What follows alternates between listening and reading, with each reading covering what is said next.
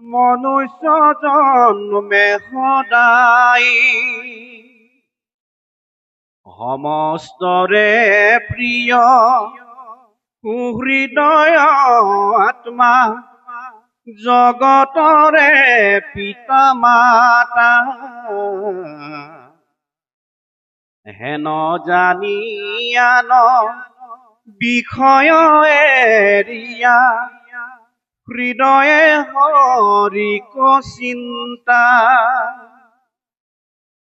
এৰাম বুলিবা ভাগ্যৰ উদ্যম এৰিবে কি কাৰ্যত লাগে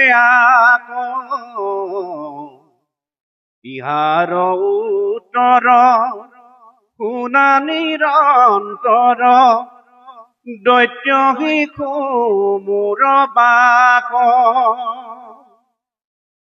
পশু শৰীৰতো ইন্দ্ৰিয়ৰ সুখ সমস্তে দেহত পাৱে পূৰ্বৰ অদৃষ্টে যত্ন নকৰিবে আপুনি আখি মিলাৱে হে ৰাম দুখ লাগীয়া যেহেন পুৰুষে একো যত্ন নকৰয় তথাপিতো আনি মিলাৱয় দৈৱে অন্তে দুখ নপাৱয় সেইমতে জানা সুখ মিলে আখি দুখ গুছে তেতিক্ষণে আক লাগি যত্ন কৰিবে নলাগে বিচাৰি দেখিও মনে কৃষ্ণ কৃষ্ণ পদে কৈছে মনুষ্য শৰীৰ চঞ্চল সদায় কেতিক্ষণে কালে ধৰে। প্ৰহ্লাদে প্ৰথমতে ক'লে যে আমি যিটো শৰীৰ পাইছো এইটো অতি দুৰ্লভ আৰু এই শৰীৰটো পোৱাৰ পাছত যিজন বুদ্ধিমান হ'ব সেইজনে কুমাৰ কালৰ পৰাই সৰুৰ পৰাই কৃষ্ণত একান্তভাৱে ভক্তি কৰিব। দ্বিতীয়তে ক'লে যে মানুহৰ শৰীৰতহে 4 পুৰুষাৰ্থ কৰিব পৰাৰ সুবিধাটো দিছে। এতিয়া কৈছে যে যদিও ইমানবিলাক সুবিধা মানুহৰ শৰীৰত দিছে কিন্তু এই শৰীৰটো চিৰস্থায়ী নহয়। আমাৰ শৰীৰৰ 6টা বিকাৰ আছে। অস্থি জায়তে বৰ্ধতে বিপৰিণামতে অৱক্ষ্যতি প্ৰাণস্যতি। 6টা বিকাৰ আছে শৰীৰৰ। প্ৰথম হৈছে অস্থি। অস্থি মানে মাকৰ গৰ্ভত সন্তানটো স্থিত হয়, এক্সিষ্টেন্স ইয়াত অৱস্থিত হয়। তাৰপিছত এটা সময়ত গৈ জায়তে জন্ম হয়। তাৰপিছত বৰ্ধতে শৰীৰটো বৃদ্ধি পায়। এটা সময়ত গৈ বিপৰিণামতে ইয়াত হৰমনেল চেঞ্জেছ আহে। ছোৱালী হলে গাভৰুত্ব পালে, ল'ৰা হলে দাড়ি মোচ ইত্যাদি গজিলে, যৌৱন প্ৰাপ্ত হল। তাৰপিছত এটা সময়ত গৈ তেওঁলোকৰ ডেভেলপমেণ্ট ৰৈ যায় এটা ষ্টেজত। তাৰ পাছৰ পৰা কি হয়? অৱক্ষ্যতি, ক্ষয় আৰম্ভ হয়। চকুৰে নেদেখা হল, কাণেৰে নুশুনা হল, হাত ভৰি নাৰ্ভৰ প্ৰব্লেম আহিল, বিভিন্ন ধৰণৰ ক্ষয় আৰম্ভ হল। আৰু এটা সময়ত গৈ পেলাই প্ৰণস্যতি মানে শৰীৰটো নষ্ট হৈ যায়। এইটো হৈছে শৰীৰৰ বিকাৰ। এইকাৰণে প্ৰহ্লাদে কৈছে মনুষ্য শৰীৰ চঞ্চল সদায় কেতিক্ষণে কালে ধৰে। কোন মুহূৰ্তত কাৰ মৃত্যু আহে এইটো কোনো গম নাপায়। এগৰাকী ষ্টুডেণ্টে UPSC এক্সাম ক্ৰেক কৰিছে আৰু ভাল ৰেংক আনিছে, IAS অফিচাৰ হৈছে, ঘৰলৈ ফূৰ্তিত আহি আছে। হঠাৎ বাটত এক্সিডেণ্ট হ'ল আৰু ল'ৰাটোৰ মৃত্যু। কোনেও গম নাপায়। বিয়া পাতিছে, বৰ যাত্ৰী লগত লৈ পেলাই বিয়া কৰিবৰ কাৰণে আগবাঢ়ি গৈছে, গাড়ী এক্সিডেণ্ট হ'ল, ল'ৰাজনৰ মৃত্যু, গম নাপায়। ছোৱালী লৈ আহি আছে কন্যা আৰু কৰবাত গৈ গাড়ী এক্সিডেণ্ট, খতম। কোনোবা বিহু নাচিবলৈ গৈছে, আহি আছে, এইবাৰে হৈছে তেনেকে। গতিকে কাৰ কেতিয়া কোন মুহূৰ্তত মৃত্যু হয় এইটো কোনেও গম নাপায়। আনকি আমি ৰাতি শুই থাকোতো ইয়াৰ কোনো গেৰেণ্টি নাই যে আমি পিছদিনা সূৰ্য উদয় চাব পাৰিম নে নাই, কোনো গেৰেণ্টি নাই। ৰাতি শুই থাকোতো টোপনিতে মৃত্যু হোৱা এনেকুৱা বহুত ৰেকৰ্ড আছে। শুই থাকোতে প্ৰাণ ওলাই গুচি গল, আত্মা গুচি গল, মৃত্যু হল, তেনেকুৱা হব পাৰে।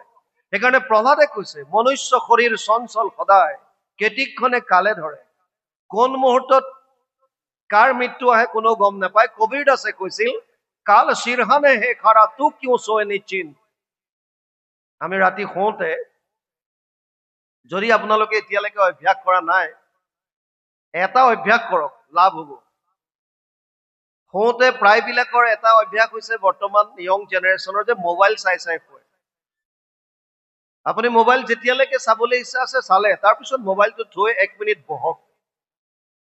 বহি পেলাই সেই 1 মিনিট সময় আপোনাৰ হৃদয়তে থকা ভগৱন্তজনক আপুনি হাতযোৰ কৰি প্ৰাৰ্থনা কৰক, হে প্ৰভু, দিনটোত যদি অজানিতে কিবা দোষ হৈছে এই সমস্ত দোষ ক্ষমা কৰিবা, মই ৰাতিটো তোমাৰ চৰণত অৰ্পণ কৰিলো, আৰু এই বুলি শুই যাওক।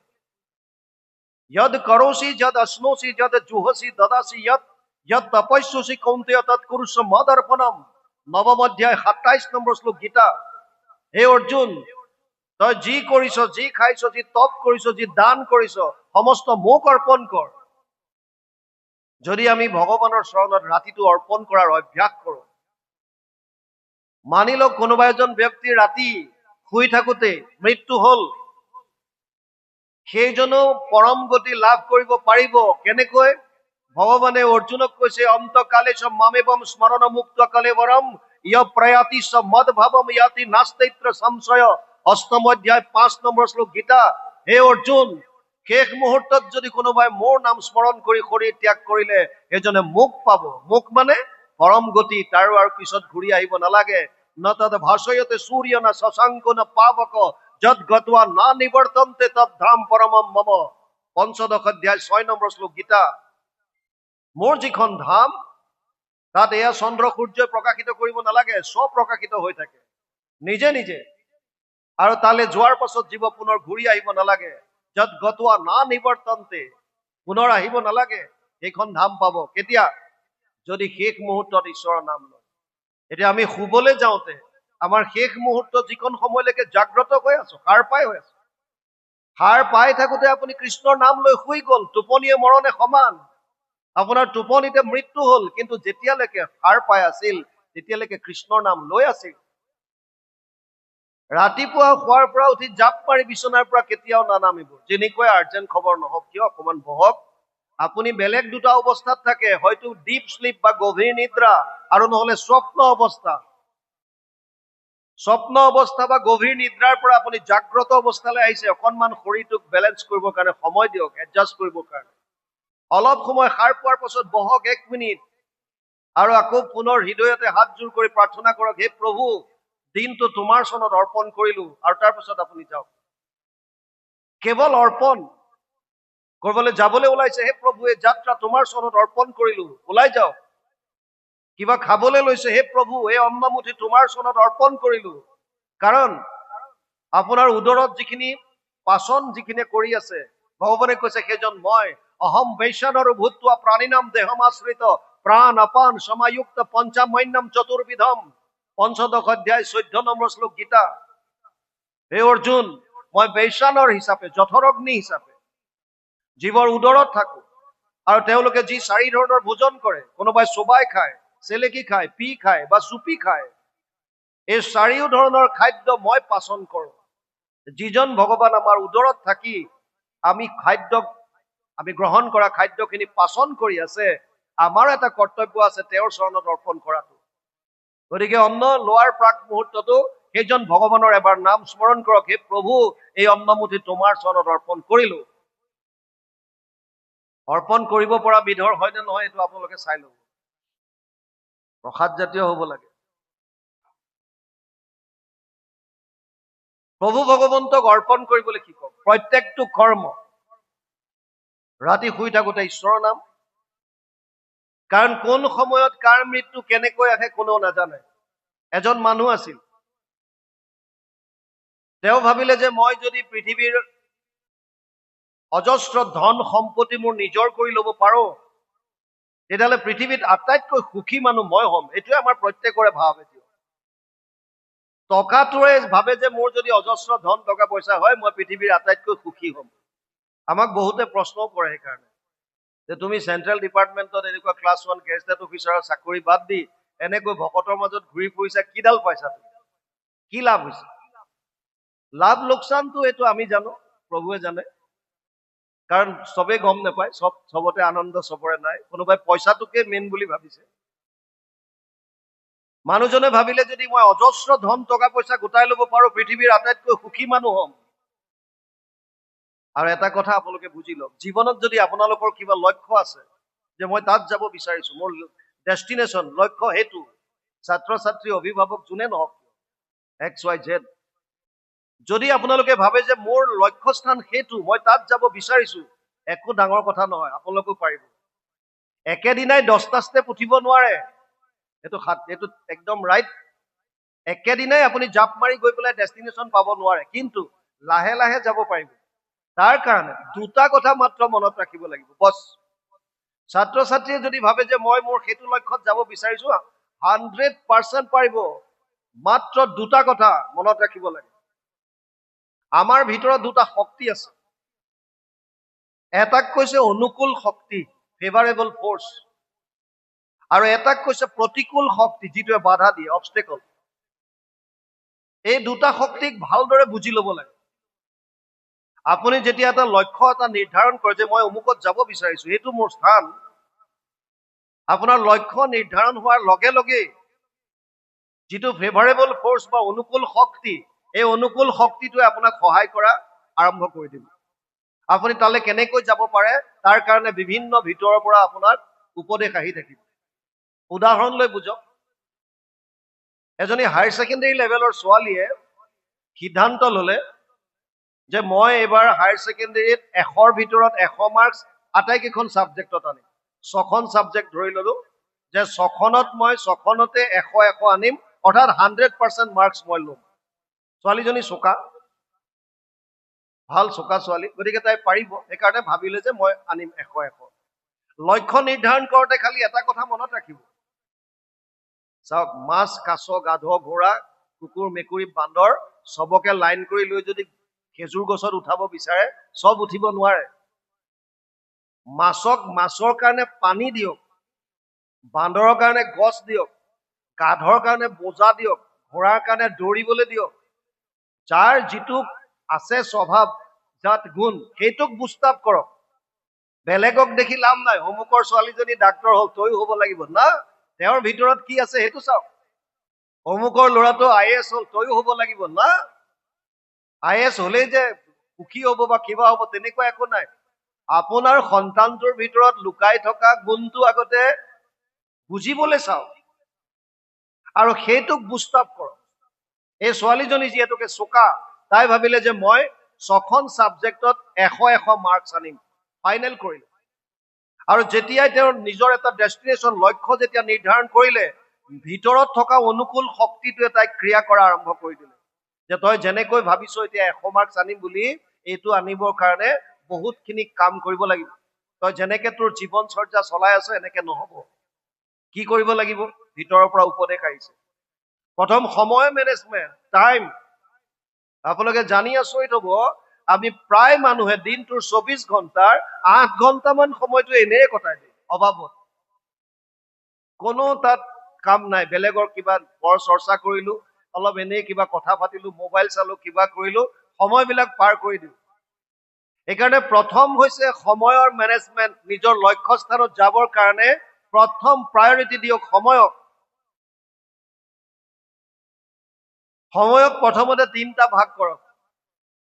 ভগৱানে কোনো কৃপণালী কৰা নাই যে দুখীয়াৰ কাৰণে মই সময়টো কমাই দিছো, এদিনত 20 ঘণ্টা কৰি দিলো বা 15 ঘণ্টা, ধনীবিলাকক মই 30 ঘণ্টালৈকে দিছো এদিনত, তেনেকুৱা নাই কৰা। 24 ঘণ্টা চবৰ কাৰণে দিছো। 24 ঘণ্টাক 3টা ভাগ কৰক, 8 ঘণ্টা 8 ঘণ্টা 8 ঘণ্টা। আমি খাব আৰু শুবৰ কাৰণে 8 ঘণ্টা প্ৰয়োজন হয়। শৰীৰটো সুস্থ কৰি ৰাখিবৰ কাৰণে 3টা বস্তুৰ প্ৰয়োজন, এটা হৈছে পৌষ্টিক আহাৰ খাদ্য, দ্বিতীয় হৈছে আৰাম, অৰ্থাৎ 8 ঘণ্টা 6 ঘণ্টা মিনিমাম আমি শুব লাগে, ডিপ শ্লিপ। 2 ঘণ্টাৰ ভিতৰত গা ধোৱা, খোৱা বোৱা, 8 ঘণ্টা খোৱা। আৰু এটা বস্তু শৰীৰক আৰু প্ৰয়োজন হৈছে এক্সাৰচাইজ, অলপমান আমি ব্যায়াম কৰিব লাগে। 3টা শৰীৰটো সুস্থ কৰি ৰাখিবলৈ প্ৰয়োজন। 3টা ভাগ কৰিবলৈ দিছে। প্ৰথম 8 ঘণ্টা হৈছে খোৱাৰ কাৰণে, 8 ঘণ্টা হৈছে অফিচৰ কৰ্মচাৰীসকলে অফিচ কাছাৰী কৰিবৰ কাৰণে, ছাত্ৰ ছাত্ৰীয়ে স্কুল কলেজত ক্লাছ কৰিবৰ কাৰণে 8 ঘণ্টা। বাকী কিমান থাকিল? 16 ঘণ্টাটো গুচি গ'ল, বাকী থাকিল কিমান? 8 ঘণ্টা। এই 8 ঘণ্টাটোক ব্লেংক টাইম বুলি কৈছে, খালী সময়। এই 8 ঘণ্টা বহুতে কেৱল এনে কিবা কিবি কৰি আমি পাৰ কৰাই দিওঁ। সেই ছোৱালীজনীয়ে ভাবিলে যে মই 8 ঘণ্টাৰ সৎ ব্যৱহাৰ কৰিব লাগিব। কেনেকৈ? ৰাতিপুৱা 4 ঘণ্টা মই ঘৰত পঢ়িম আৰু সন্ধিয়া 4 ঘণ্টা পঢ়িম। 8 ঘণ্টাৰ এখন ৰুটিন বনালে। ৰাতিপুৱা 4টাত শোৱাৰ পৰা উঠিম, ৰুটিন বনাই লৈছে। 4টাৰ পৰা 5টা, 5টাৰ পৰা 6টা, 6টাৰ পৰা 7টা, 7টাৰ পৰা 8টালৈ কি ছাবজেক্ট পঢ়িব প্ৰত্যেক দিনা ৰুটিন বনালে। আৰু 8টা বজাত উঠি মই গা চা ধুই কিবা খাই মই স্কুলত যাম, ক্লাছ কৰিম, মোৰ 2টাত ক্লাছ শেষ, তাৰপিছত মই টিউচন কৰিম, 5টাত ঘৰলৈ আহিম, এঘণ্টা মই খোৱা অকমান আৰাম কৰি 6টাত টেবুলত বহিম, 6টাৰ পৰা 10টালৈকে মই আকৌ পঢ়িম। 4 ঘণ্টা 8 ঘণ্টাৰ এখন ৰুটিন বনাই লৈছে। আৰু ৰুটিন বনাই লৈ পেলাই মোবাইলত এলাৰ্ম দিলে যে কাইলৈ ৰাতিপুৱা 4টা বজাত মই শোৱাৰ পৰা উঠিম। আৰু মোবাইলত এলাৰ্ম দি ছোৱালীজনী শুই গ'ল। সেইদিনা বতৰটো ঠাণ্ডা আছিল, বৰষুণ দিছে। মাকে গাত কাপোৰ এখন দি দিছে। ৰাতিপুৱা যেতিয়া 4টা বাজিছে, এলাৰ্ম যেতিয়া বাজিল, ছোৱালীজনীৰ মনলৈ আহিছে যে মই নিজে ৰুটিন বনাইছো, ৰাতিপুৱা 4টাত উঠিম বুলি এলাৰ্ম দিছো, কিন্তু সেই সময়ত আমাৰ ভিতৰত থকা প্ৰতিকূল শক্তিটোৱে ক্ৰিয়া কৰা আৰম্ভ কৰে। আৰু সেই শক্তিটোৱে ভিতৰৰ পৰা ক'ব কি বুলি, যে আজিতো বাদ দে, ইমান আৰাম লাগিছে শুই, গতিকে আজিতো শুই থাক, কাইলৈ দেখা যাব। বুজি পালে নাই? আজিতো বাদ দিয়া। যদি সেই ভাৱটোত যদি হাৰ মানিলে, তেতিয়াহ'লে তেওঁ লক্ষ্যত কেতিয়াও উপনীত হ'ব নোৱাৰে। সেইটো হৈছে প্ৰতিকূল শক্তি, আপোনাৰ লক্ষ্যত যাওঁতে বাধা দিয়ে। এই মই যিজন মানুহৰ কথা কৈছো, টকা পইচা ঘটিলে সুখী হ'ম বুলি, তেওঁ বুজি ললে 2টা তত্ত্ব, অনুকূল শক্তি কি, প্ৰতিকূল শক্তি কি, আৰু কম দিনৰ ভিতৰত অজস্ৰ টকা পইচাৰ মালিক হ'ল, বহুত টকা ঘটিলে। কিন্তু এতিয়া মনলৈ ভাৱ আহিছে যে মোৰ ইমান টকা পইচা হ'ল, ঠিকে আছে, কিন্তু মই জীয়াই থাকিম কিমান দিন? যদি মই মৰি থাকো, তেতিয়া এইবিলাক টকা পইচা কি হ'ব? এটা চিন্তা মনলৈ আহিল, কিবা উপায় আছে নেকি যে মই চিৰদিন জীয়াই থাকিব পৰা? আৰু সেইকাৰণে তেওঁ বিচাৰি এজন তান্ত্ৰিকৰ ওচৰলৈ গ'ল। তান্ত্ৰিকজনক গৈ সুধিলে যে মই চিৰদিন জীয়াই থাকিব পৰা কিবা উপায় আছে নেকি? যেতিয়া আপোনাৰ জীৱনত কিবা সংঘাত আহে, যেতিয়া আমি বেলেগৰ ওচৰত সহায় বিচাৰি যাওঁ, মোৰ এনেকুৱা বিপদ, কি কৰিব লাগিব কওক, এই সময়কণত অকণ সাৱধান হ'ব। যাৰ তাৰ ওচৰত মনৰ কথা খুলি নক'ব। সমাজত এনেকুৱা বহুত মানুহ আছে যি স্বাৰ্থপৰ আৰু সুবিধাবাদী, আপোনাৰ পৰা টকা পইচা ইত্যাদি কৰি শোষণ কৰাত লাগিব। আপোনাৰ কি হৈছে কি নাই এইবিলাকৰ প্ৰতি গুৰুত্ব নাই। সেইকাৰণে আটাইতকৈ উত্তম জেগা হৈছে গুৰু ঘৰ। গুৰু গৃহত সোমাই গুৰু চৰণত, ভগৱানৰ ওচৰত প্ৰাণ খুলি কান্দক, নিজৰ মনৰ ভাৱ প্ৰকাশ কৰক, তেওঁ চব মিলাই দিব কি কৰিব লাগে।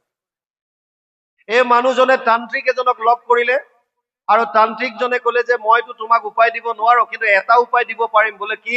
যদি মৃত্যুৰ পৰা হাত সাৰিব বিচাৰিছা, তেতিয়াহ'লে সেই ডিপাৰ্টমেণ্টৰ মন্ত্ৰীকে ধৰা গ'ল। মন্ত্ৰী কোন? যমৰাজ। আৰু বছ ভালেই পালে, যমৰ এটা মূৰ্তি বনাই লৈ পূজা কৰাত লাগি গ'ল। কিয়? যমৰাজক যদি সন্তুষ্ট কৰিব পাৰো, মই মৃত্যুৰ পৰা হাত সাৰিব পাৰিম। যমৰ পূজা কৰা লাগিল। আপোনালোকে জানিব যে পৃথিৱীত যমক পূজা কৰা মানুহ একেবাৰে কম, মানে যমৰ কাষ্টমাৰ নাই। যমে ভাবিলে বৰ মুস্কিলত এজন পাইছো, গতিকে দেৰি কৰা নাই, ভাবিছে ইও হাতৰ পৰা এৰাই যাব, তুৰন্ত আহিলে। আৰু আহি ক'লে যে হে বছ, তুমি মোক ইমানকৈ কিয় মাতিছা? ঘপককে অহা দেখি পেলাই মানুহজনৰো অলপ মনত সন্দেহ হৈছে, এইটো অৰিজিন পিচটো হয় নে নহয়? আৰু সুধিলে তুমি সেইজন হয় নে নহয় যমলোকৰ? বোলে একেবাৰে অৰিজিন মই। কোৱা কিয় মাতিছা? বোলে এইবিলাক পিছত কথা পাতিম, আগতে অতিথি আপ্যায়নটো হওক, ঘৰলৈ আহিছা। আৰু ফ্ৰিজৰ পৰা ঠাণ্ডা বটল আনি পেলাই স্নেক্সৰ লগত কিবা ভুজিয়া চুজিয়াৰ লগত খুৱাই দিলে। যমৰাজে এইবিলাক নতুন বস্তু খোৱাৰ পাছত কিবা টোপনি টোপনি ভাৱ আহিছে, বোলে অকণ জিৰাই লওঁ, বোলে বিচনা আছে জিৰাই লওক। জিৰাই লৈ পেলাই উঠিলে আৰু সুধিলে, কোৱা এতিয়া কি বিচাৰিছা? ই ক'লে যে আপোনাৰ লগত মই সম্বন্ধ এটা স্থাপন কৰিব বিচাৰিছো। কেনেকুৱা সম্বন্ধ? মই তোমাৰ লগত সখিত্ব কৰিব বিচাৰিছো। যমে ক'লে, ঠিক আছে, পৃথিৱীত মোৰ কোনো সখা নাই, হ'ব দিয়া, আজিৰ পৰা আমি দুজন সখা। আৰু এতিয়া ই চান্স ললে, ক'লে সখা সখা যেতিয়া হলোৱে মোক অকণ কৃপা কৰা, কি মোৰ যাতে মৃত্যু নহয়, দিনত নহওক ৰাতি নহওক, ভিতৰত নহওক বাহিৰত নহওক, অস্ত্ৰৰে নহওক শস্ত্ৰৰে নহওক, যেনেকৈ হিৰণ্যকশিপুৱে বিচাৰিছে তেনেকৈ মানুহজনে যমৰাজক বিচাৰিলে। যমে ক'লে, এইটো অসম্ভৱ। জাতস্য হি ধ্ৰুৱ মৃত্যু ধ্ৰুৱ জন্ম মৃতস্য চ। জন্ম ললে মৃত্যু আছে আৰু মৃত্যু হলে পুনৰ জন্ম আছে। দ্বিতীয় অধ্যায় 27 নম্বৰ শ্লোক গীতা। গতিকে তুমি ইয়াৰ পৰা হাত সাৰিব নোৱাৰা। কিন্তু এটা উপায় মই দিব পাৰিম। কি? যদি তুমি শেষ মুহূৰ্তত ঈশ্বৰৰ নাম লোৱা, তেতিয়াহ'লে তুমি সংসাৰ চক্ৰৰ পৰা মুক্তি পাব পাৰিবা। অন্তকালে চব মামেবম স্মৰণ মুক্ত কলেবৰম ইয় প্ৰয়াতি মদ ভাৱম ইয়াতি নাস্তিত্ব সংশয়। 8ম অধ্যায় 5 নম্বৰ শ্লোক গীতা। ই ক'লে, মই কেনেকে গম পাম মোৰ মৃত্যু কেতিয়া হয়? অন্তকালটো গম পাব লাগিব ঈশ্বৰৰ নাম লবলৈ। যমে ক'লে, তোমাক নিবলৈনো কোন আহিব? নহলে মই আহিম, নহলে মোৰ কোনোবা ৰিপ্ৰেজেন্টেটিভ পঠিয়াম, দূত। চিন্তা নকৰিবা, আগতীয়াকে খবৰ দিম। আৰু ই নিশ্চিন্ত হৈ গল। ভাবিছে সখাই খবৰ দিব, তেতিয়া ঈশ্বৰৰ নাম ল'ম, এতিয়াৰ পৰা লৈ কি লাভ? বুজি পাইছে নাই? আমাৰো বহুতে ঈশ্বৰৰ নাম নলয় এতিয়া। কিয়? শেষ মুহূৰ্তত কৃষ্ণ বুলি কব, পৰম গতি লাভ কৰিব। বুজি পাইছে নাই? আৰু বছ টকা ঘটাত লাগি গল। আকৌ এবছৰ দুবছৰ কৰি সময় পাৰ হল। হঠাৎ এদিন যমৰাজ আহি গল, আহি কলে, সখা সময় হৈ গল, ব'লা। সি কৈছে, কি বিশ্বাসঘাতকৰ দৰে কাম কৰিছা তুমি কৈছিলা যে আগতীয়াকে খবৰ দিম, কোনো খা খবৰ নাই, না ফোন কল, না ইমেইল, না কিবা ইনষ্টাগ্ৰামত মেছেজ, তুমি ঘপককে আহি গলা। বোলে এইবিলাক তাত এতিয়া ফেচিলিটি হোৱা নাই। কিন্তু প্ৰকৃতিৰ নিয়ম অনুযায়ী মই তোমাক 4বাৰ খবৰ দিছো।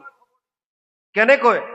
প্ৰথম তোমাক কাণৰ ওচৰৰ চুলিকিডাল মই পকা কৰি দিলো, পগা, যে সময় হৈ গৈছে, ঈশ্বৰৰ নাম লোৱা, কোনদিনা মই আহো ঠিক নাই। আৰু তুমি লগে লগে গডৰেজ হেয়াৰ ডাই মাৰি খোলা কৰি থৈ দিছা। একো হোৱা নাই, ফিটিং যুৱক। তাৰ পাছত চকুৰ পাৱাৰ কমাই দিলো, দূৰত কম দেখা, ওচৰত কম দেখা। মই এটা ইংগিত দিছো যে ভাই ঈশ্বৰৰ নাম লোৱা, সময় হৈ আহিছে। তুমি আই স্পেচিয়েলিষ্টৰ তাত গৈ লেন্স লগাই ললা, একো হোৱা নাই। তাৰ পাছত তোমাৰ 2-এটা দাঁত সৰাই দিলো, যে ভাই এতিয়াও ঈশ্বৰৰ নাম লোৱা আৰম্ভ কৰি দিয়া। তুমি ডেন্টিষ্টৰ তাত গৈ আকৌ দাঁত ইমপ্লান্ট কৰালা। আৰু তাৰ পিছতো তোমাক পুৰা নিচিনা মই একদম সম্পূৰ্ণৰূপে খবৰ দিছো। কেনেকৈ? অংগম গলিতম পলিতম মুণ্ডম দশন বিহীনম জাতম তুন্দম বৃদ্ধ ইয়াতি গৃহীত দণ্ডম তথাপি না মুঞ্চতি আশাপিণ্ডম। অংগম গলিতম মানে ছাল খতুৰা খতুৰ কৰি দিলো। মিষ্টাৰ ইউনিভাৰ্চ হওক, মিছ ইউনিভাৰ্চ হওক, যোনে নহওক কিয়, যিমানে সুন্দৰী হওক, বয়স হৈ আহিলে ছাল কি হব? খতুৰা খতুৰ হৈ যাব। যে তোমাৰ ছাল খতুৰা খতুৰ হৈ গল, চোৱা। অংগম গলিতম পলিতম মুণ্ডম, চুলি গল। দশন বিহীনম, দাঁত নাইকিয়া কৰি দিলো। গৃহীত্ব দণ্ডম, লাখুটি লগাই দিলো হাতত। তথাপিও তুমি ঈশ্বৰৰ নাম লোৱা নাই, কেৱল টকাকে মৰি আছা, ব'লা, তোমাক আৰু কৈ লাভ নাই। সি কলে যে কিবা এটা কৰা, মোৰ ইমান ধন টকা পইচা হৈ গল সখা, মই ইয়াৰ যদি উইল বনাবলৈ যাওঁ তেতিয়া মিনিমাম এমাহ সময় লাগিব। গতিকে এটলিষ্ট মোক এমাহ সময় দিয়া, তুমি এমাহৰ পিছত আহিবা। লাগিলে তাৰ কাৰণে যি 50-60 হাজাৰ টকা লাগে তোমাক দিওঁ। এইটো ঘোষ চলে। যমে কৈছে এইবিলাকৰ কাম নাই। এখন লিষ্ট দেখিছেনে নাই? এখন লিষ্ট দেখুৱাইছে। কি আছে ইয়াত? ইয়াত যিমান এইবাৰ মৃত্যু লোকৰ পৰা মানুহ উঠাম, চবৰে নাম আছে। মোৰ নামটো ক'ত? বোলে একেবাৰে ওপৰত। সেইকাৰণে তোমাৰ ওচৰত আহিছো। সখাই কলে, বোলে আৰু উপায় নাই নে? বোলে নাই। তেতিয়াহ'লে অকণমান অতিথি আপ্যায়ন হৈ লওক যোৱাৰ আগত। আকৌ ফ্ৰিজ খুলিলে, সেই তেনেকুৱাই বটল আনিলে আৰু বছ ভুজিয়া চুজিয়া স্নেক্সৰ লগত খুৱাই দিলে। যমৰ আকৌ আহি গল, নিচা টোপনি ভাৱ। বোলে অকণমান জিৰাই লওক। বোলে একদম কলিযুগৰ মানুহ বুদ্ধিত বেলেগ বেলেগ খেলাই থাকে। ই ভাবিলে, বেটা তই কিমান চালাক। আৰু বগা ৰং আনিলে, হোৱাইটনাৰ আনি নিজৰ নামটোত মোহাৰি দিলে ওপৰত। আৰু গোটেই লিষ্টখনৰ তলত লিখি থৈ দিছে। আধা ঘণ্টাৰ পিছত যমৰাজে গা এঙামুৰি দি উঠি পেলাই কৈছে, সখা বহুত শুশ্ৰূষা কৰিলা, তোমাৰ ভক্তিত মই অতিকৈ সন্তুষ্ট হৈছো। মই ভাবিছো ওপৰৰ পৰা নিনিও, তল ফালৰ পৰা নিও। বুজি পালে? সেইকাৰণে প্ৰহ্লাদে কৈছে মনুষ্য শৰীৰ চঞ্চল সদায় কেতিক্ষণে কালে ধৰে। জমেও বচাব নোৱাৰে। নিজৰ ভাগিনীয়েকক ভগৱান কৃষ্ণই বচাব পৰা নাছিল, অভিমন্যু। যাৰ যেতিয়া যিটো লৈ আহিব আয়ুস, কোনেও তাক একো কৰিব নোৱাৰে। সি কিমান দিনত যাবই লাগিব। এইটো নীতি, এইটো প্ৰকৃতিৰ নিয়ম। সেইকাৰণে প্ৰহ্লাদে কৈছে মনুষ্য শৰীৰ চঞ্চল সদায় কেতিক্ষণে কালে ধৰে। কোটি কোটি জন্ম উপজি মৰিয়া মনুষ্য নুহি খেন ধৰে। আকৌ যে আমি মানুহৰ শৰীৰ পাম তাৰ কোনো গেৰেণ্টি নাই। কেনেকৈ পায় মানুহৰ শৰীৰ? আমি যিমান বিলাক কৰ্ম কৰো, প্ৰত্যেকটো কৰ্মৰ একোটাকে ফল আছে। আৰু কাম নকৰাকে কোনো মানুহ এক মুহূৰ্ত থাকিব নোৱাৰে। নাহি কচ্চিত ক্ষণমপি জাতু তিষ্ঠত্য কৰ্মকৃত কাৰ্যতে হি অৱশ্য কৰ্ম সৰ্ব প্ৰকৃতি জেৰ গুণেই।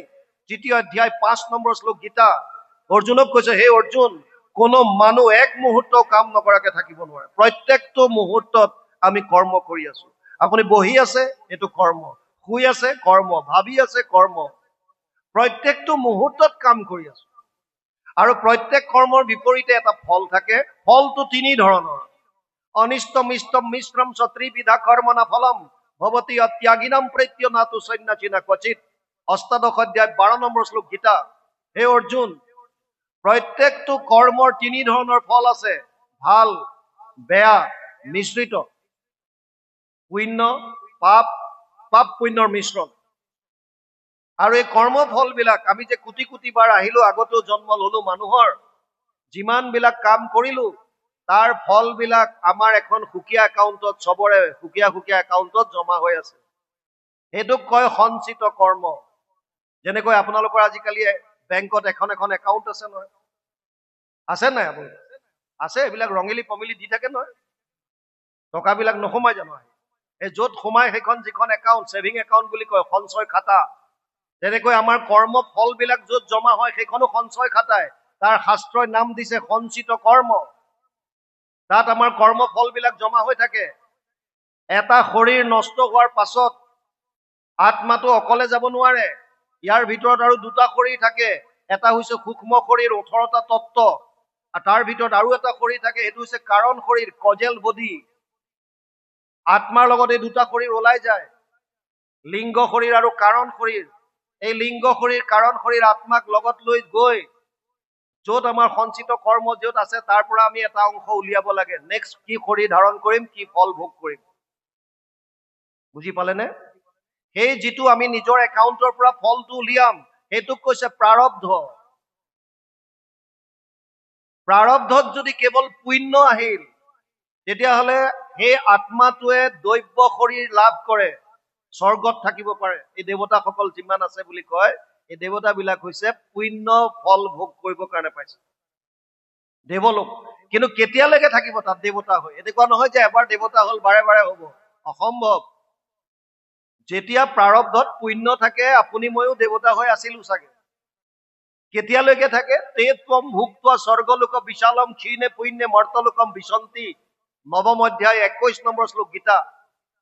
তাত কৈছে, হে অৰ্জুন, তেতিয়ালৈকে এটা জীৱই স্বৰ্গলোকত থাকিব পাৰিব দেৱতা শৰীৰ ধাৰণ কৰি, যেতিয়ালৈকে তাৰ প্ৰাৰব্ধত পুণ্য থাকে। পুণ্য ক্ষয় ভৰিলে কোনো নৰকত নজয়, আকৌ 84 লাখ ভ্ৰমণ কৰিব লাগিব।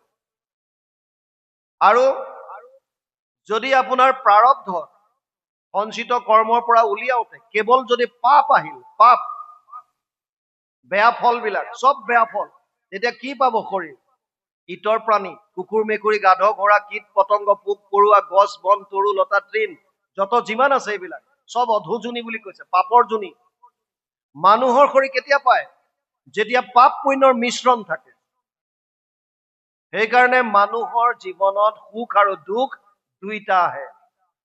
বৰ ইণ্টাৰেষ্টিং কথা। আমি 2টা লৈ আহিছো, পাপো লৈ আহিছো, পুণ্য ফলো লৈ আহিছো ভোগ কৰিবলৈ। যাৰ পুণ্যৰ পৰিমাণ বেছি, তেওঁলোকে ভাল ভাল ঘৰত জন্ম লাভ কৰিলে, কোনোবা সন্তৰ ঘৰত, কোনোবা ধনীৰ ঘৰত, কোনোবা জ্ঞানীৰ ঘৰত, কোনোবা ভকতৰ ঘৰত। আৰু যদি পাপৰ পৰিমাণটো বেছি, তেতিয়াহ'লে দুখ পাইছে বেছিকৈ। কিন্তু সুখ আৰু দুখ প্ৰত্যেকে নিজৰ জীৱনত মানুহৰ শৰীৰত ভোগ কৰিবই লাগিব, এইটো বাউল। কিয়? আমি মিশ্ৰিত কৰ্মফল লৈ আহিছো। কিন্তু এই মিশ্ৰিত কৰ্মফল পাবৰ কাৰণে 100 কোটি জন্মান্তৰে হোৱে মহাভাগ। বহুত কোটি জন্মৰ পিছতহে এই ভাগকণ পায়, এই শৰীৰটো পাবৰ কাৰণে। সেইকাৰণে প্ৰহ্লাদে কৈছে, কোটি কোটি জন্ম উপজি মৰিয়া মনুষ্য নুহি কেন ধৰে। বুজি পাইছে নে নাই? সেইকাৰণে প্ৰহ্লাদৰ লজিক হ'ল, এমত দুৰ্লভ জন্ম পায়া যিটো ভকতিক আচৰক, কাম্য কৰ্ম যত মিছা হেন জানি তাক বাঞ্ছা নকৰ। ইমান এটা দুৰ্লভ শৰীৰ যিহেতুকে পাইছা, গতিকে ভক্তি কৰা। এতিয়া ভক্তি কৰিম কি? ভক্তি কৰিম তো ভক্তি কৰা চবেই কয়, ভাষণতো কৈ থাকে, আহা ভক্তি কৰা। ভক্তি কৰিব কি? কি কেইটামান আমি ঘোষা মুখস্থ কৰি ৰাতিপুৱা গধূলি গাম, সেইটোৱে ভক্তি নেকি? হে নহয়, অকল সেইটোৱে ভক্তি নহয়, এইটো ভক্তিৰ এটা পাৰ্ট, এইটো অতি দৰকাৰী। ভক্তিৰ বিষয়ে নাৰদে কৈছে, স্মিন পৰম প্ৰেম অমৃত স্বৰূপাচ। ভক্তি মানে পৰম প্ৰেম, প্ৰেমৰ চূড়ান্ত অৱস্থাটো, ভাল পোৱা। ভাল পাব লাগিব কাক? কৃষ্ণক। কৃষ্ণক ক'ত ভাল পাব? ক'ত আছে কৃষ্ণ? কপিল প্ৰভুৱে দেৱহূতিক কৈছে, মাতৃ দেৱহূতি ৩য় স্কন্ধত, অহম সৰ্বেষু ভূতেষু ভূতাত্মানাম অৱস্থিত সদা তম অৱজ্ঞায় মাম মৰ্ত কুৰুতে অৰ্চ বিৰম্বনম। ৩:29-২১ ৩য় স্কন্ধ ২৯ নম্বৰ অধ্যায় ২১ নম্বৰ শ্লোকত কপিল প্ৰভুৱে মাক দেৱহূতিক কৈছে, মা, সমস্ত ভূতত মই আছো সৰ্বক্ষণে, মোহক অৱজ্ঞা আতি কৰি যিটো জনে, বেদমন্ত্ৰে প্ৰতিমাত কৰয় অৰ্চন, নাহি তাৰ ফল কিছু হবে বিৰম্বন। মই সমস্ততে আছো, যত দেখা যত শুনা ভূত ভৱিষ্যত, স্থাৱৰ জংগম এইটো সমস্তে জগত, কৃষ্ণ ব্যতিৰেকে একো বস্তু নাহি জানা, সমস্তে জগত কৃষ্ণ হেন মনে মানা। হয় বাপ, কিবা কব বিচাৰিছে? কৃষ্ণ, হয় আমি এটা প্ৰশ্ন আপোনালৈ আগবঢ়াইছো। হয় হয় এই আপুনি আগতে উল্লেখ কৰিছিলে আগতে যে লিংগ শৰীৰ, হয় হয় ভাগৱতত লিখা আছে, লিংগ দেহ ভাগিলেহে পাইবা মোৰ চকুত। হয়, সুন্দৰ। তেতিয়াহ'লে লিংগ শৰীৰৰ সংজ্ঞাটো আৰু আপোনাৰ মুখ্যপদৰ ব্যৱস্থাটো কেনেকুৱা হ'ব পাৰে, বৰ সুন্দৰ অকণমান দিব। হয় হয়।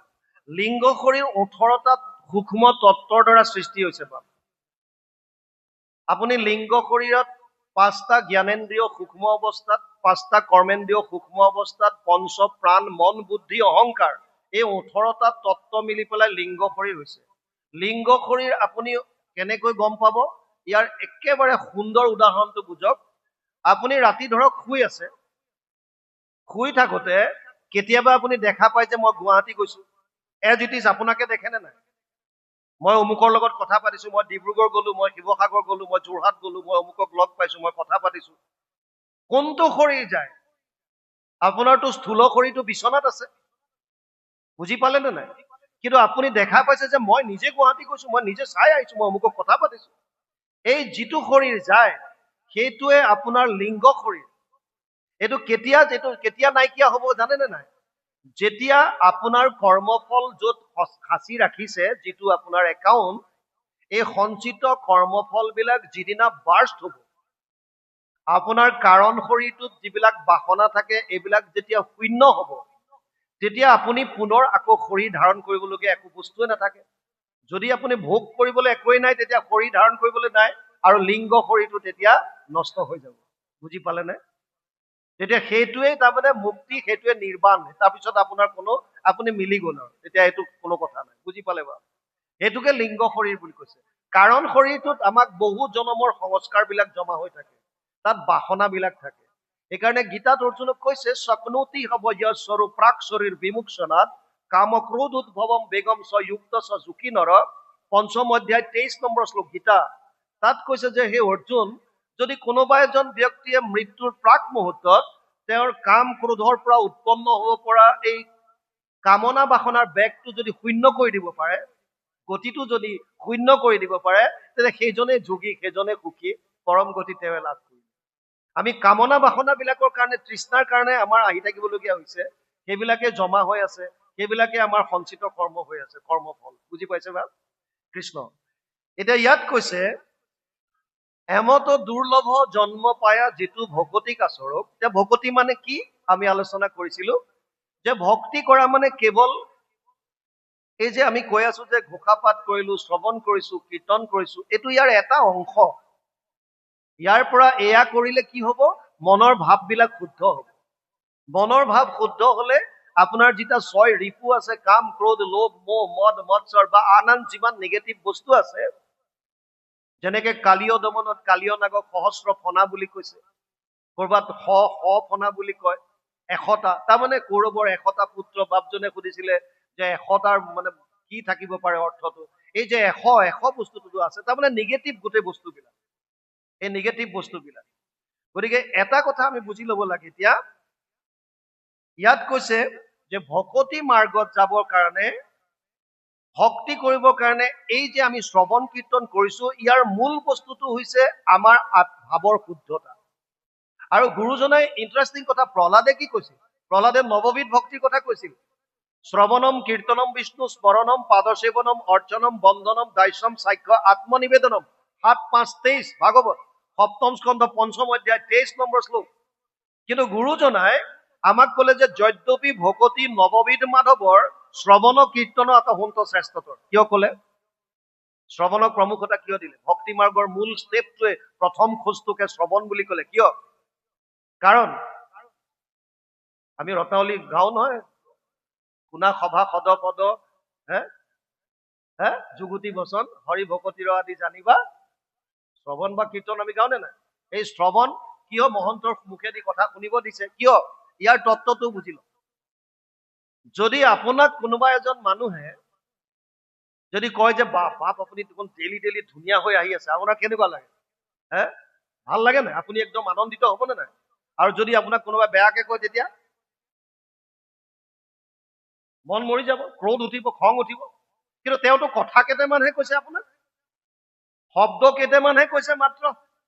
এই শব্দকেইটা শুনিয়ে আপুনি কেতিয়াবা আনন্দিত হৈছে, কেতিয়াবা ক্ৰোধিত হৈছে, কেতিয়াবা দুখী হৈছে। কিয়? তাৰমানে গ্ৰাম্য কথাকেইটা কওঁতে আপোনাৰ এনেকুৱা হৈ গৈছে। আৰু আপোনালোকে জানি আচৰিত হ'ব, আমাৰ 99.9% মানুহে যোনে আধ্যাত্মিক শিক্ষাৰ লগত জড়িত হোৱা নাই, তেওঁলোকে হাতৰ চাবি কাঠি আমি বেলেগক দি থৈছো সুখ দুখৰ। তই যেতিয়া ইচ্ছা কৰ মোক সুখী কৰিব পাৰ, যেতিয়া ইচ্ছা কৰ মোক দুখী কৰিব পাৰ। কোনোবা এজন গৈ ৰাতিপুৱাই আপোনাক গালি পাৰিলে দিনটো আপুনি দুখী হয় নে নহয়? আপোনাক যদি ৰাতিপুৱাই এজনে আহি ভাল ভাল প্ৰশংসা কৰি গ'ল, আপুনি দিনটো সুখী হয় নে নহয়? তাৰ মানে কি? তাৰ মানে আপোনাৰ নিজস্ব একোৱে নাই, এই বেলেগে চলাই আছে। বুদ্ধদেৱ খুজিবলৈ যাওঁতে এখন ঘৰত সোমাই ভিক্ষাম দেহি, গৃহস্থজন ওলাই আহিল, ক'লে ইমান ডেকা মানুহ, এইবিলাক তোৰ এনেকৈ এক্টিং কৰিবলৈ আহিছো, খালি খুজি মাগি খাওঁ, কাম কৰিব নোৱাৰ, হেন তেন। আধা ঘণ্টা গালি পাৰি দিলে, আধা ঘণ্টা। বুদ্ধদেৱ নিৰ্বিকাৰ ৰৈ আছে। গালি পাৰি পাৰি যেতিয়া গৃহস্থজন ভাগৰি গল, তেতিয়া বুদ্ধদেৱে কৈছে ভিক্ষাম দেহি। মানুহজনে কৈছে তোৰ লাজ বোলা বস্তুটো নাই, এই যে আধা ঘণ্টা যে মই গালি পাৰিলো, তোৰ একো নহলে? বুদ্ধদেৱে সুন্দৰ এটা উদাহৰণ দিছিল। পিছত ধৰি লওক আপুনি কাৰোবাৰ ঘৰলৈ গৈছে এটা উপহাৰ লৈ। আমি যেনেকে বিয়া খাবলৈ গলে প্ৰেজেন্ট লৈ যাওঁ, বাৰ্থডে খাবলৈ গলে। আপুনি কাৰোবাৰ বিয়াত গৈছে, উপহাৰ এটা লৈ গৈছে, বা কাৰোবাৰ ঘৰলৈ গৈছে, কিবা উপহাৰ নিছে। যিজনক আপুনি উপহাৰটো দিলে তেওঁ কলে ক্ষমা কৰিব, আপোনাৰ উপহাৰ মই লব নোৱাৰো। এতিয়া উপহাৰটো কাৰ হাতত থাকিব? আপুনি কাৰোবাক দিছিলে, তেওঁক মানা কৰি দিলে, ভাই তুমি দিয়া বস্তু মই লব নোৱাৰো, ক্ষমা কৰিবা। এতিয়া উপহাৰটো কাৰ হাতত থাকিব? যিজনে নিছে।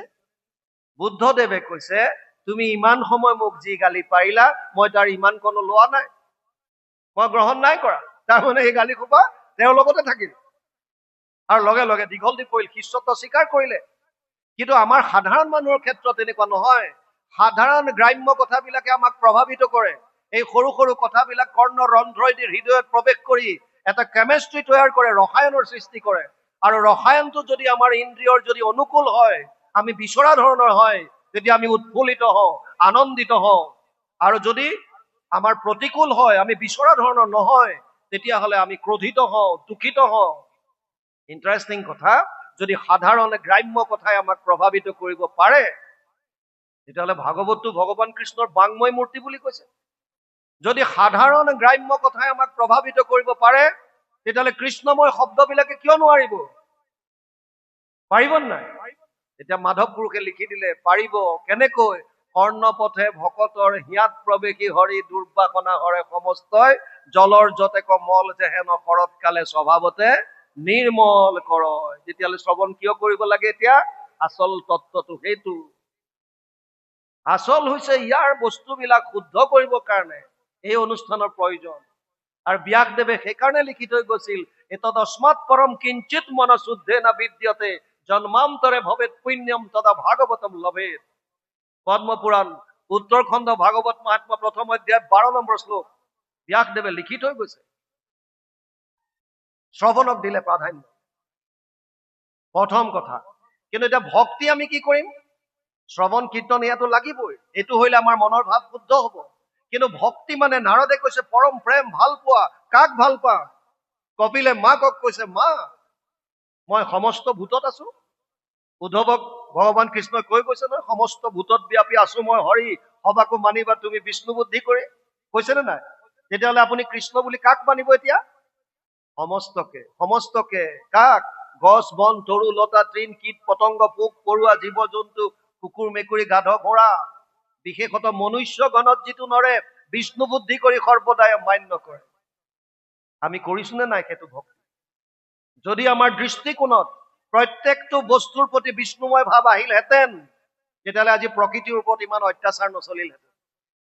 এই যে গছ বন কাটি তহিলং কৰিছো ডেভেলপমেণ্টৰ নামত, এই যে বনৰ পৰা ওলাই আহি পেলাই হাতীবিলাকে যে হাজাৰ হাজাৰ বিঘা ধান খাইছে, এই যে হাতীয়ে যে বিভিন্ন মানুহক যে প্ৰাণ লৈছে, তাৰ কাৰণে কি হাতী দোষী? নহয়, আমি বিলাক। আজি যে ব্ৰহ্মপুত্ৰৰ বেদ যিখন ওপৰলৈ উঠি আহিল, ৰিভাৰ বেদ, কিয়? পাহাৰত গোটেইবিলাক গছ বন কাটি দিলো, তাৰ মাটি খহি আহিল, শিল বালি চব আহি পেলাই ব্ৰহ্মপুত্ৰ ৰিভাৰ বেদ ওপৰলৈ উঠাই দিলে। তাৰ ফলত কি হল? চব পানী বানপানী হৈ গল, চাইডলে বাগৰি গল। কাৰ দোষ? আমাৰ। প্ৰকৃতিৰ ওপৰত অত্যাচাৰ কৰিছো। আৰু গছত পানী ঢালিলে হব? গছ এজোপাত আপুনি ইমানখন লোটা এটা লৈ গৈ পানী দিয়াতকে প্ৰকৃতিক ভাল পাবলৈ শিকক, এইটো গুৰুজনাৰ ধৰ্ম। সমস্তক ভাল পাওক। ৰাতিপুৱা আপোনাৰ কপিল প্ৰভুৱে মাকক কৈছে, মা যদি মোক ভক্তি কৰিব বিচাৰিছা কেনেকে কৰিব লাগে কওঁ শুনা। কেনেকে? আত মাম সৰ্বভূতেষু ভূতাত্মানম কৃতালয়ম অৰ্হয়তে দান মানভ্যম মৈত্ৰেয় ভিন্নেন চক্ষুষা। 3:29-27 ভাগৱত তৃতীয় স্কন্ধ 29 নম্বৰ অধ্যায় 27 নম্বৰ শ্লোকত কপিল প্ৰভুৱে মাক দেৱহূতিক কৈছে, মা যদি মোক ভক্তি কৰিব বিচাৰিছা মই কওঁ শুনা কেনেকে কৰিবা। কেনেকৈ? যিহেতু মই সমস্ত ভূতত আছো, গছ বন তৰু লতা তৃণ জীৱ জন্তু কীট পতংগ সমস্ততে, গতিকে তুমি 4 ধৰণে মোক কৰিব পাৰা। কেনেকৈ? প্ৰথম তুমি দান কৰিবলৈ শিকা। কেনেকুৱা দান? কেনেকুৱা দান? আপোনাৰ চোতালত ৰাতিপুৱা চৰাই কেইটামান পৰিছে, আপুনি চাউল এমুঠি দিব পাৰে, বিষ্ণুময় জ্ঞান কৰি দিটো চাওক। এদিন দিয়ক, 2 দিন দিয়ক, 3 দিন দিয়ক, 4 দিনৰ দিনা নিদিয়াকে থাককচোন। সেইটো সময়ত সিহঁতে চোতালত আহি আপোনাক মাতিব, দিয়া। আৰু সেই চৰাইকেইটাক এমুঠি চাউল খোৱাৰ যিটো আনন্দ উপলব্ধি কৰিব, সেইটো আপুনি বেলেগত নাপায়। আপোনাৰ গেটৰ ওচৰত গৰমত গাই এজনীয়ে চটফটাই আছে, কাৰ গাই আপুনি নাজানে, পানী এবাল্টিক নি পেলাই দিয়ক। যিটো পৰম তৃপ্তিৰে গাইজনীয়ে যেতিয়া পানী বাল্টি খাব, যিটো আনন্দ আপুনি উপলব্ধি কৰিব, এইটো আপুনি বেলেগত নাপায়।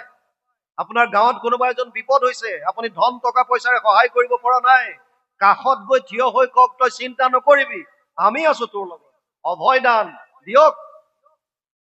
আপুনি একো দিব পৰা নাই, কোনোবা এজন ল'ৰা কিবা সৎ কাম কৰিবলৈ ওলাইছে, আশীৰ্বাদ দিয়ক, যা উপায়, ভগৱানে তোক কৃপা কৰক, তই সফল হ, দিয়ক।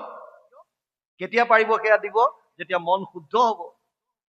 হিংসা কৰাৰ ভাৱ থাকিলে, আপোনাৰ কাৰোবাৰ প্ৰতি দ্বেষ্য ভাৱ থাকিলে কৰ পৰা পাৰিব?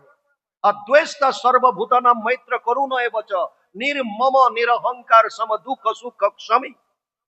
12 অধ্যায় 13 নম্বৰ শ্লোকত ভগৱান কৃষ্ণই অৰ্জুনক কৈছে, কাৰো প্ৰতি দ্বেষ ভাৱ ৰাখিব হাক দিছে। অদ্বেষ্টা সৰ্বভূতানাম। সেইকাৰণে কপিল প্ৰভুৱে মাক দেৱহূতিক কৈছে, মা মই যিহেতুকে সমস্ত প্ৰাণীত আছো, গতিকে তুমি মোক কৃষ্ণ বুলি ভাবি লৈ সমস্ত প্ৰাণীক প্ৰথমতে ভাল পাবলৈ শিকা। গছ বন তৰু লতা তৃণ জীৱ জন্তু বিশেষতে মানুহক ভাল পাবলৈ শিকা। আমি আমাৰ পন্থৰ নহলে আমি কিচকিচাই উঠো, সেইজন আমাৰ পন্থৰ নহয়। আৰে যিজন ভগৱানে কোনো ভেদাভেদ নকৰাকৈ সূৰ্যৰ পোহৰ দিছে, বায়ু দিছে, তুমি মই ভেদ কৰিবলৈ কোন? তেওঁলোকৰ মতে আছে, আছে, আমাৰ কি আহে যায়? যিদিনা শাস্ত্ৰৰ উত্তম গীতা ভাগৱত অধ্যয়ন কৰিব, নিজে নিজে বুজি পাব, বছ আহি যাব একত।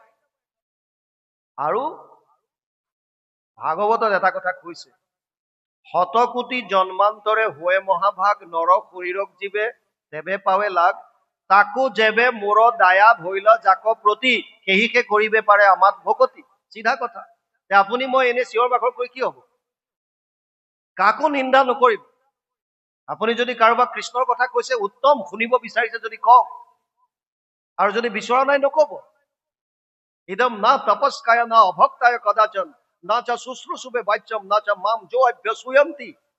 গীতাত কৈছে, অষ্টাদশ অধ্যায় 67 নম্বৰ শ্লোকত কৈছে, হে অৰ্জুন, যিজন অভক্ত, যিজনে মোৰ কথা শুনিব নিবিচাৰে,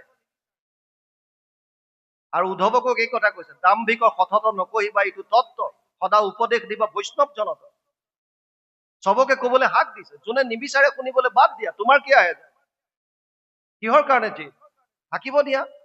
সমস্তকে বিষ্ণুময় জ্ঞান কৰি সকলোৰে প্ৰতি আপুনি কৰিব পৰা সেৱা ভাৱটোৱে হৈছে প্ৰথম দান। এইটো হৈছে ভক্তিৰ প্ৰথম কথা।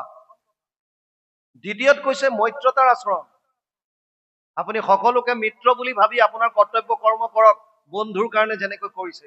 তেওঁ বিনিময়ত কিবা কৰিছে নে নাই কৰা এইটো আপোনাৰ কথা নহয়। আপুনি আপোনাৰটো কৰক, তেওঁ কি কৰিছে বাদ দিয়ক। আমাক বহুতে প্ৰশ্ন কৰে, অ বাপ, আমি যে কাৰোবাক কৃষ্ণ বুলি ক'লে আমাক যে কৃষ্ণ বুলি নকয়। আৰে নকয় নাই, তুমি তোমাৰটো কৰা। তেওঁ কৰিছে নকৰিছে এইটো তেওঁ বুজিব, তেওঁ ভুগিব। তোমাৰটো তুমি কৰা, বছ লেথাকে। তুমি কাৰোবাক দেখিলা কৃষ্ণ বুলি ক'লা, বছ হৈ গ'ল। তেওঁ বিনিময়ত কৃষ্ণ বুলি কৈছে নে নাই, এনেকে দিছে নে কেনেকে দিছে, এইটো তেওঁৰ কথা, তেওঁ বুজো।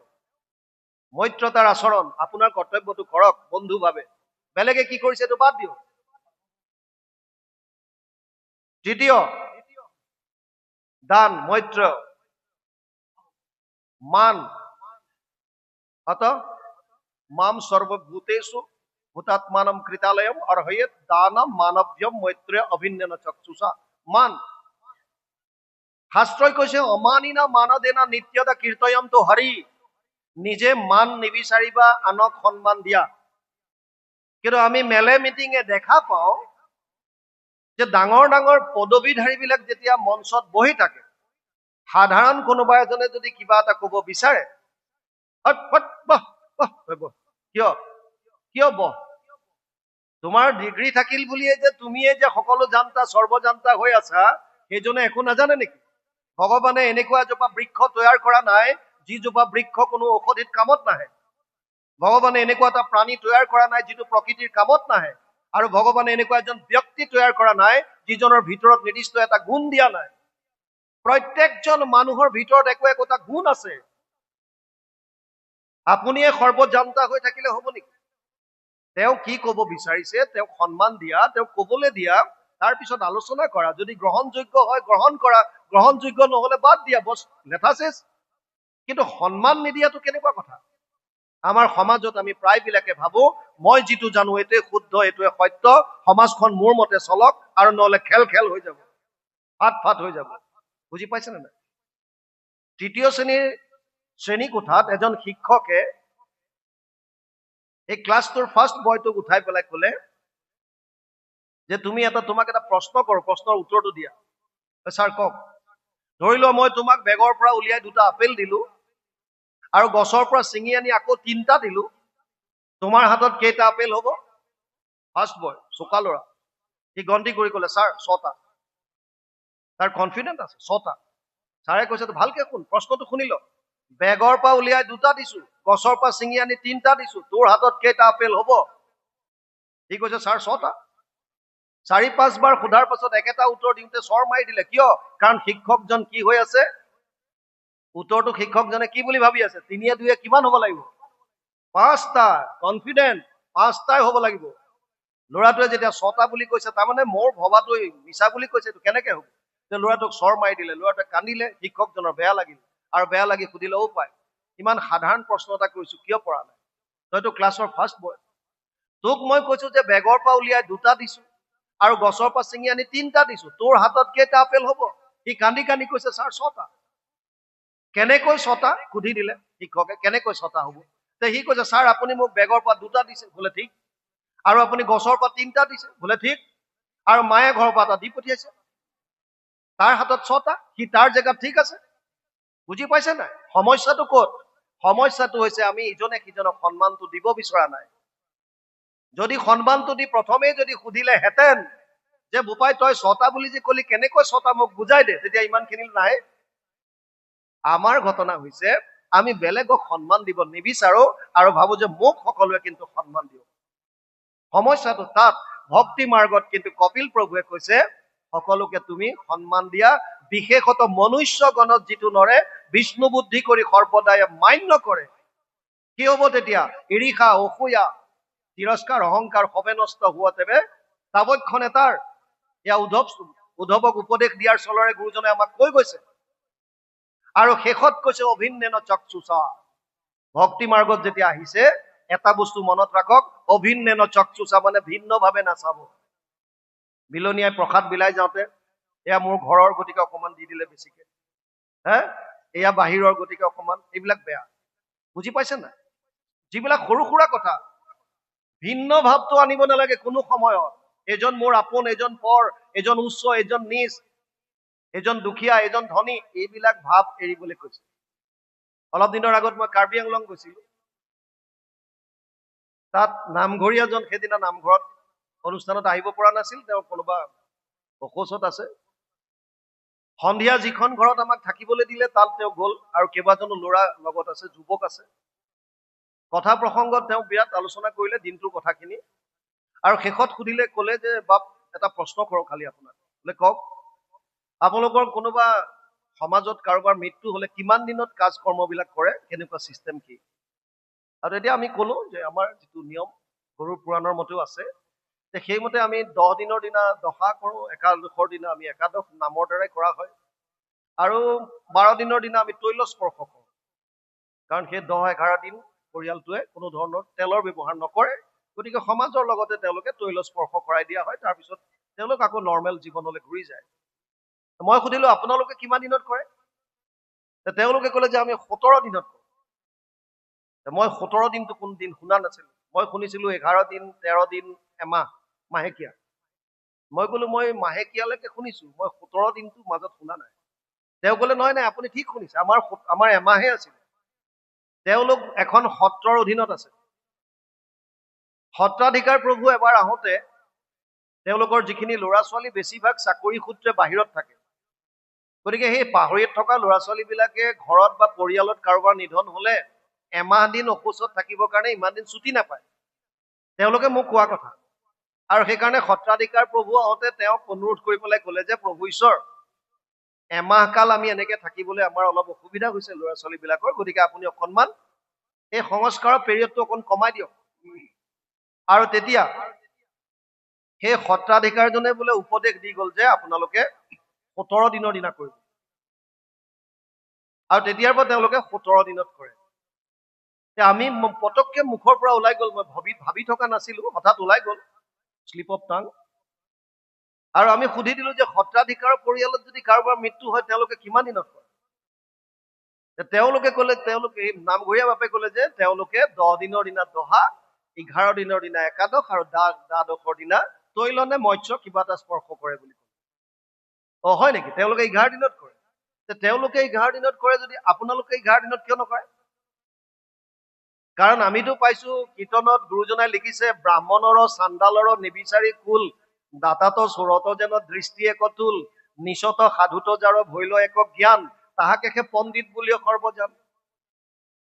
যাৰ কোনো ডিফাৰেঞ্চ নাই, অভিন্নেন চক্ষুষা, সেইজনকে পণ্ডিত বুলি কয়। এতিয়া তেওঁলোকে যদি 11 দিনত যদি শুদ্ধ হব পাৰে, আপোনালোক 17 দিন কিয় থাকিব লাগে? যুৱকসকল তেওঁলোক এলাৰ্ট হৈ গ'ল আৰু ক'লে যে বাপ আপুনি ঠিক কথা কৈছে, এইবাৰ আহিলে আমি সুধিম, এইবাৰ আহিলে আমি ধৰিম। এই কথাটো আমাক যুক্তি সহকাৰে বুজাই দিয়ক। যদি আপোনালোকৰ পৰিয়ালত 11 দিনত যদি শুদ্ধ হব পাৰে, তে আমি কিয় নোৱাৰো? আমি কি নিচ নে কি কথাটো বুজাই দিয়ক।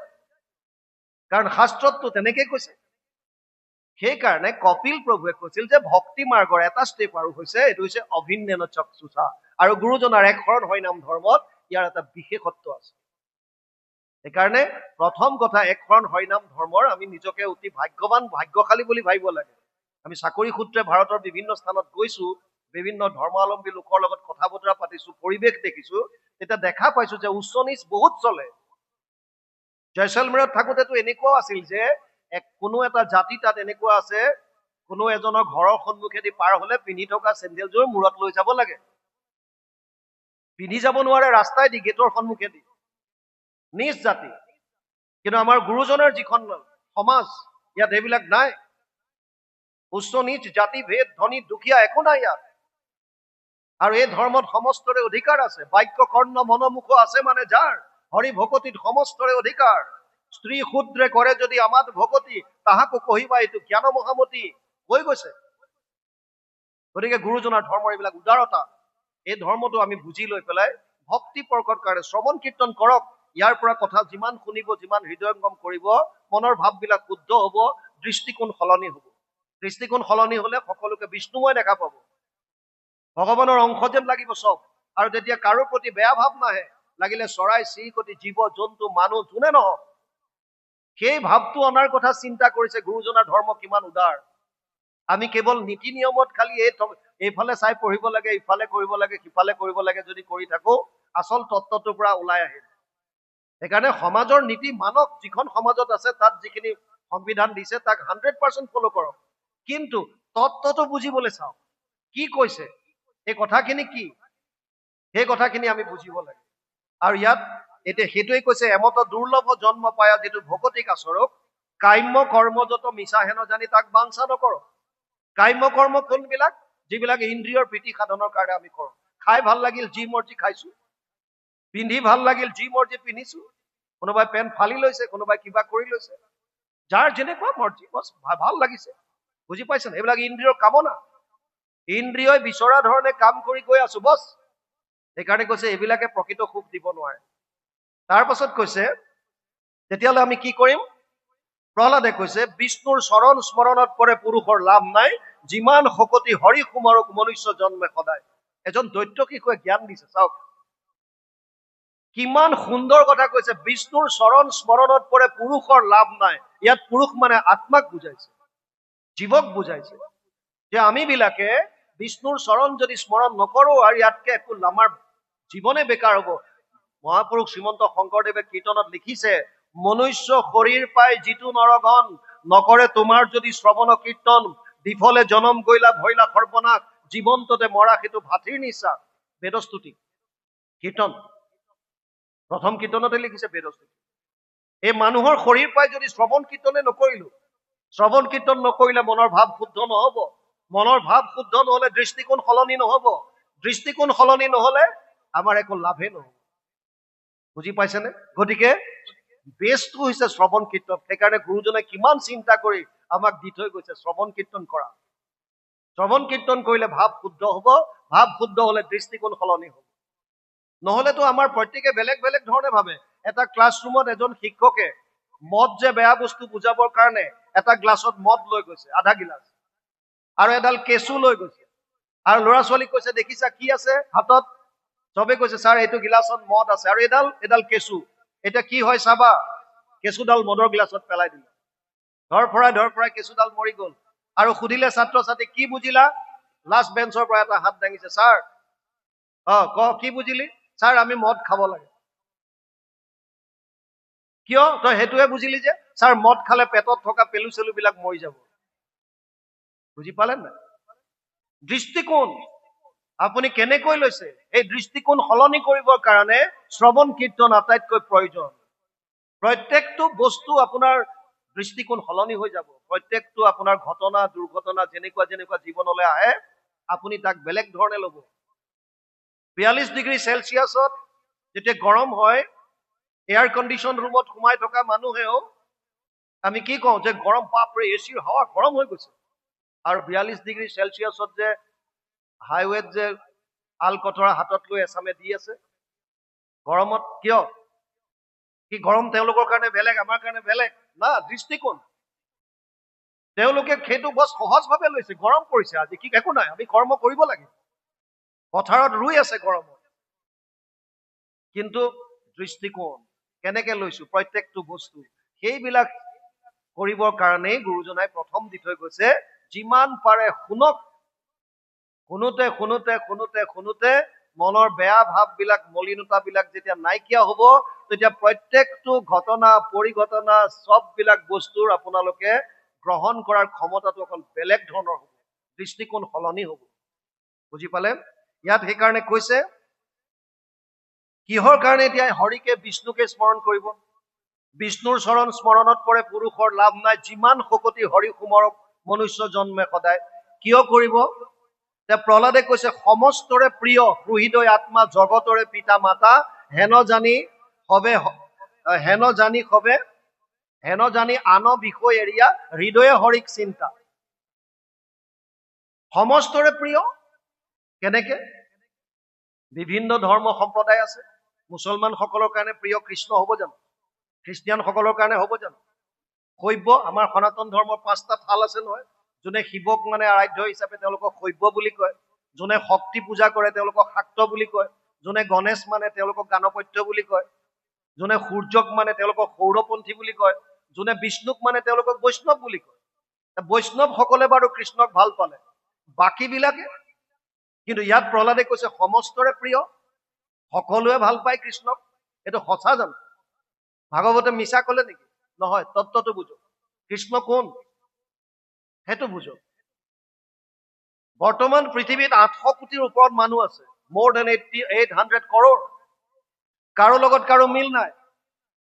আমাৰ চবৰে যিটো শাৰীৰিক অৱয়ব বা গঠন চব বেলেগ বেলেগ।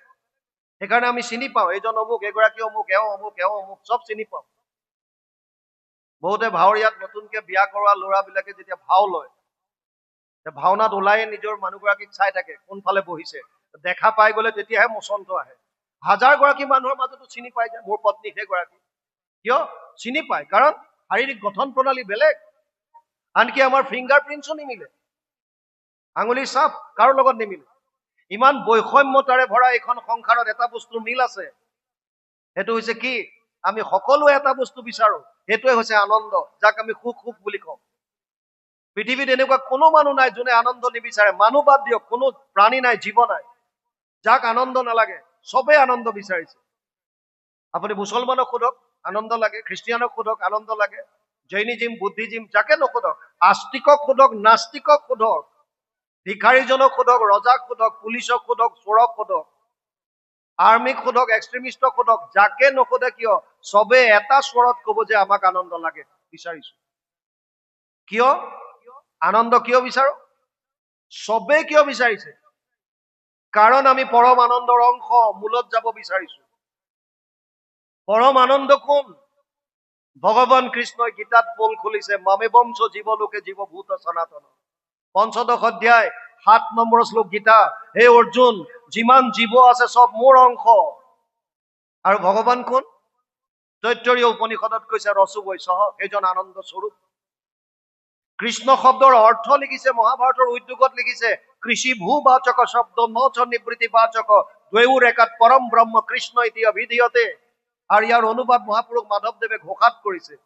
কৃষ্ণ শব্দৰ অন্যয় কৃষ হেন শব্দ ইটো পৃথিৱী বাচক বইলা ম আনন্দত প্ৰৱৰ্তয়, দুইৰো এক পদ মিলি পৰম ব্ৰহ্ম ৰূপ কৃষ্ণ, নাম আনন্দক মাত্ৰ কয়। তাৰ মানে কৃষ্ণ মানে কি? আনন্দ। সেইকাৰণে আমি গাওঁ সহজানন্দ, স্বৰূপানন্দ, হৃদয়ানন্দ, পৰমানন্দ। কৃষ্ণৰ নামত সেইকাৰণে সচিদানন্দ, চিদানন্দ, সদানন্দ, দয়ানন্দ, নিত্যানন্দ, আনন্দ স্বৰূপ। কৃষ্ণ মানে আনন্দ। এতিয়া আপোনালোকে ভাবক, প্ৰত্যেকটো সম্প্ৰদায়, প্ৰত্যেকটো প্ৰাণীয়ে আনন্দ বিচাৰিছে। আনন্দ মানে কোন? কৃষ্ণ। আমি কোৱা নাই, শাস্ত্ৰত কৈছে, বেদত কৈছে, মহাভাৰতত কৈছে, ভগৱান কৃষ্ণই নিজ মুখে গীতাত কৈছে। গতিকে যদি তেওঁ আনন্দ হয়, তাৰ মানে আমি সকলোৱে আল্টিমেটলি সেই আনন্দকে বিচাৰিছো। আৰু সেই আনন্দই হৈছে কৃষ্ণ। সেইকাৰণে অৰ্জুনক গীতাৰ শেষত কলে, এই অৰ্জুন, তই যে এইবিলাক বেলেগ বেলেগ প্ৰশ্ন কৰি আছ, অমুক কৰিম তমুক কৰিম, এইটো ধৰ্ম সেইটো ধৰ্ম, এইবিলাক চব বাদ দে। সৰ্বধৰ্মান পৰিত্যাজ্য মাম একম শৰণম ব্ৰজ, অহম ত্ব সৰ্ব পাপেভ্যো মোক্ষয়িষ্যামি মা শুচ। ৮ অধ্যায় ৬৬ নম্বৰ শ্লোক গীতা। সৰ্বধৰ্ম এৰি এক শৰণ সাক্ষাৎ, সুদৃঢ় বিশ্বাসে সখী লৈ কোৱা মাত, নকৰিবা ভয় হেৰা কৰো অংগীকাৰ, সমস্ত পাপত মই কৰিব নিষ্ঠাৰ। গীতা শেষ কৰি থৈ দিলে, চব বাদ দে মোৰ ওচৰত। আৰু ইয়াতো প্ৰহ্লাদে চব বাদ দি পেলাই কি কলে? বিষ্ণুৰ চৰণ স্মৰণ কৰা। কিয়? কাৰণ তেওঁ সমস্তৰে প্ৰিয় আৰু হৃদয় আত্মা অহম আত্মা গুদাকেশ সৰ্বভূতাশ্ৰয় স্থিত অমাদিচ্য মধ্যম চ ভূতানামন্ত এবচ 10ম অধ্যায় 20 নম্বৰ শ্লোকত কলে, হে অৰ্জুন, মই সমস্তৰে আত্মা, সকলোৰে হৃদয়ত আছো। গতিকে সেইজন ঈশ্বৰক আমি সেৱা কৰিব লাগে, সেইজনৰ ওচৰত শৰণ হ'ব লাগে। সেইকাৰণে ইয়াত কলে বৰ সুন্দৰভাৱে, সমস্তৰে প্ৰিয় সুহৃদয় আত্মা, জগতৰে পিতা মাতা। গীতাত কৈছে অহম পিতা অহমস্য জগতো মাতা ধাতা পিতামহ বেদ্যম পবিত্ৰ ওংকাৰ ঋক সাম যজুৰে বচ। 9ম অধ্যায় 17 নম্বৰ শ্লোক গীতা।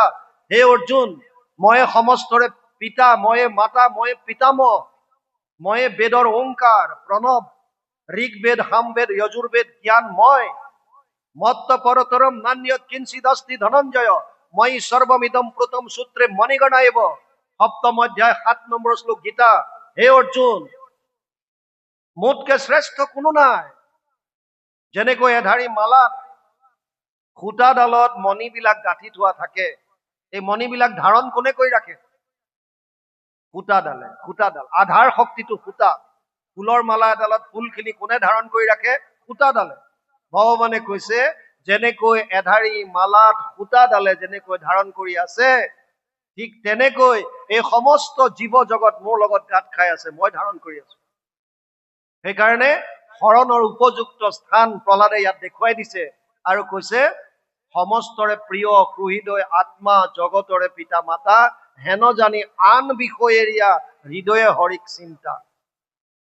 তাৰ পাছত কৈছে, বুলিবা ভাগ্যৰ উদ্যম এৰিবে কি কাৰ্যত লাগে আকৌ, ইহাৰ উত্তৰ শুনা নিৰন্তৰ দৈত্য শিশু মোৰ বাক। ভাগ্যৰ উদ্যম এৰিবে। ভাগ্য কাক কয়? প্ৰাৰব্ধ। আপুনি যিটো লৈ আহিছে সেইটো আপুনি পাবই। 5টা বস্তু মাতৃ গৰ্ভত থাকোতে সন্তানে পাই যায়। আয়ু কৰ্মম চ বিত্তম চ বিদ্যা নিধনম এবচ পঞ্চৈতস্য সৃজন্তে গৰ্ভস্থস্য দেহিনাম। 5টা বস্তু আগতে ফাইনেল হয়। কি? আয়ুস। এটা সন্তান মাকৰ গৰ্ভত থাকোতে ফাইনেল হৈ যায় কিমান দিন জীয়াই থাকিব, আয়ুস কিমান লৈ আহিছে, তাৰ কৰ্ম কেনেকুৱা হ'ব, টকা পইচা কেনেকুৱা হ'ব, বিদ্যা কেনেকুৱা হ'ব, নিধন কেনেকে, কি ধৰণে তাৰ মৃত্যু হ'ব, চব ফাইনেল। কেনেকৈ? যেনেকৈ আপোনালোকে ইয়াৰ পৰা দিল্লী যাবলৈ হলে যদি ট্ৰেইনত যায়, তেতিয়া আগতীয়াকৈ ট্ৰেইনৰ টিকেট বুক কৰে। ট্ৰেইনৰ টিকেট বুক কৰোতে আপোনালোকে এটা ডিচাইড কৰে যে মই কোন ক্লাছত কৰিম, জেনেৰেল ক্লাছ কৰিম নে, স্লিপাৰ কৰিম নে, স্লিপাৰত কৰোঁ নে, মই ফাৰ্ষ্ট এচি কৰোঁ নে, ছেকেণ্ড এচি কৰোঁ নে, থাৰ্ড এচি কৰোঁ নে, ক'ত কৰোঁ। যদি 3 এচিত কৰিছে, তেতিয়াহ'লে আপোনালোকে টিকেটটো য'ত আছে সেইটো কম্পাৰ্টমেণ্টত সোমাব লাগিব। আপোনাৰ যদি থাৰ্ড এচি টিকেট আছে, আপুনি থাৰ্ড এচি কম্পাৰ্টমেণ্টত আপোনাৰ কাৰণে নিৰ্ধাৰিত কৰি থোৱা চিটটোত গৈ বহিবগে লাগিব। আৰু সেইটো ফেচিলিটি আপুনি পাব যিটো টিকেট আপুনি লৈছে। আৰু যলৈকে টিকেটটো কাটিছে তালৈকে আপুনি যাব লাগিব। সেইখন জেগা পোৱাৰ লগে লগে আপুনি নামি যাব লাগিব। আপুনি যদি ভাবে নাই নাই মোৰ এয়া সব কম্পাৰ্টমেণ্টৰ বাকী কেইজনৰ লগত বন্ধুত্ব গঢ়ি উঠিছে, আমি এটা পৰিয়ালৰ নিচিনা হৈ গলো, আমি তেওঁলোক যলৈকে যায় তালৈকে যাম, নহব। আপোনাৰ টিকেট যলে আছে আপুনি তাত নামিব, তেওঁলোকৰ যলে যলে টিকেট আছে তাত নামিব। আৰু সেই যোনটো ষ্টেচনৰ কাৰণে টিকেট কাটিছে সেইটোৱে আপোনাৰ লাষ্ট ষ্টেচন, সেইটোৱে মৃত্যু আমাৰ। যাৰ যেতিয়া মৃত্যু আহে তাত নামিবই লাগিব। বুজি পালেনে? সেইকাৰণে সেইটোক লৈ চিন্তা কৰি কি লাভ? এজনী ছোৱালীয়ে বিয়া দিয়াৰ পাছত মাকৰ ঘৰলৈ আহিছে আৰু তেতিয়া নদীৰ ঘাটৰ পৰা পানী আনে। নদীৰ ঘাটটোলৈ গৈছে লগৰ ছোৱালী কেইজনীৰ লগত, আৰু নদীৰ ঘাটটো দেখা পোৱাৰ লগে লগে হুৰা হুৰা চিঞৰি চিঞৰি কান্দিছে। লগৰ কেইজনী অবাক। তাৰপিছত ভাবিছে এইৰ চাগে আগৰ কথাবিলাক মনত পৰিছে, সেইকাৰণে অতীতক ৰোমন্থন কৰি কান্দিছে। নদীৰ ঘাটৰ পৰা আগতে একেলগে পানী নিবলৈ যাওঁ। আৰু তাইক সুধিলে, ঐ তই ইমানকে কিয় কান্দিছ, তোৰ আগৰ কথা মনত পৰিছে ন? কৈছে নহয়। কিয়? তেতিয়া কি সুন্দৰ কথা কৈছে চাওক। কৈছে,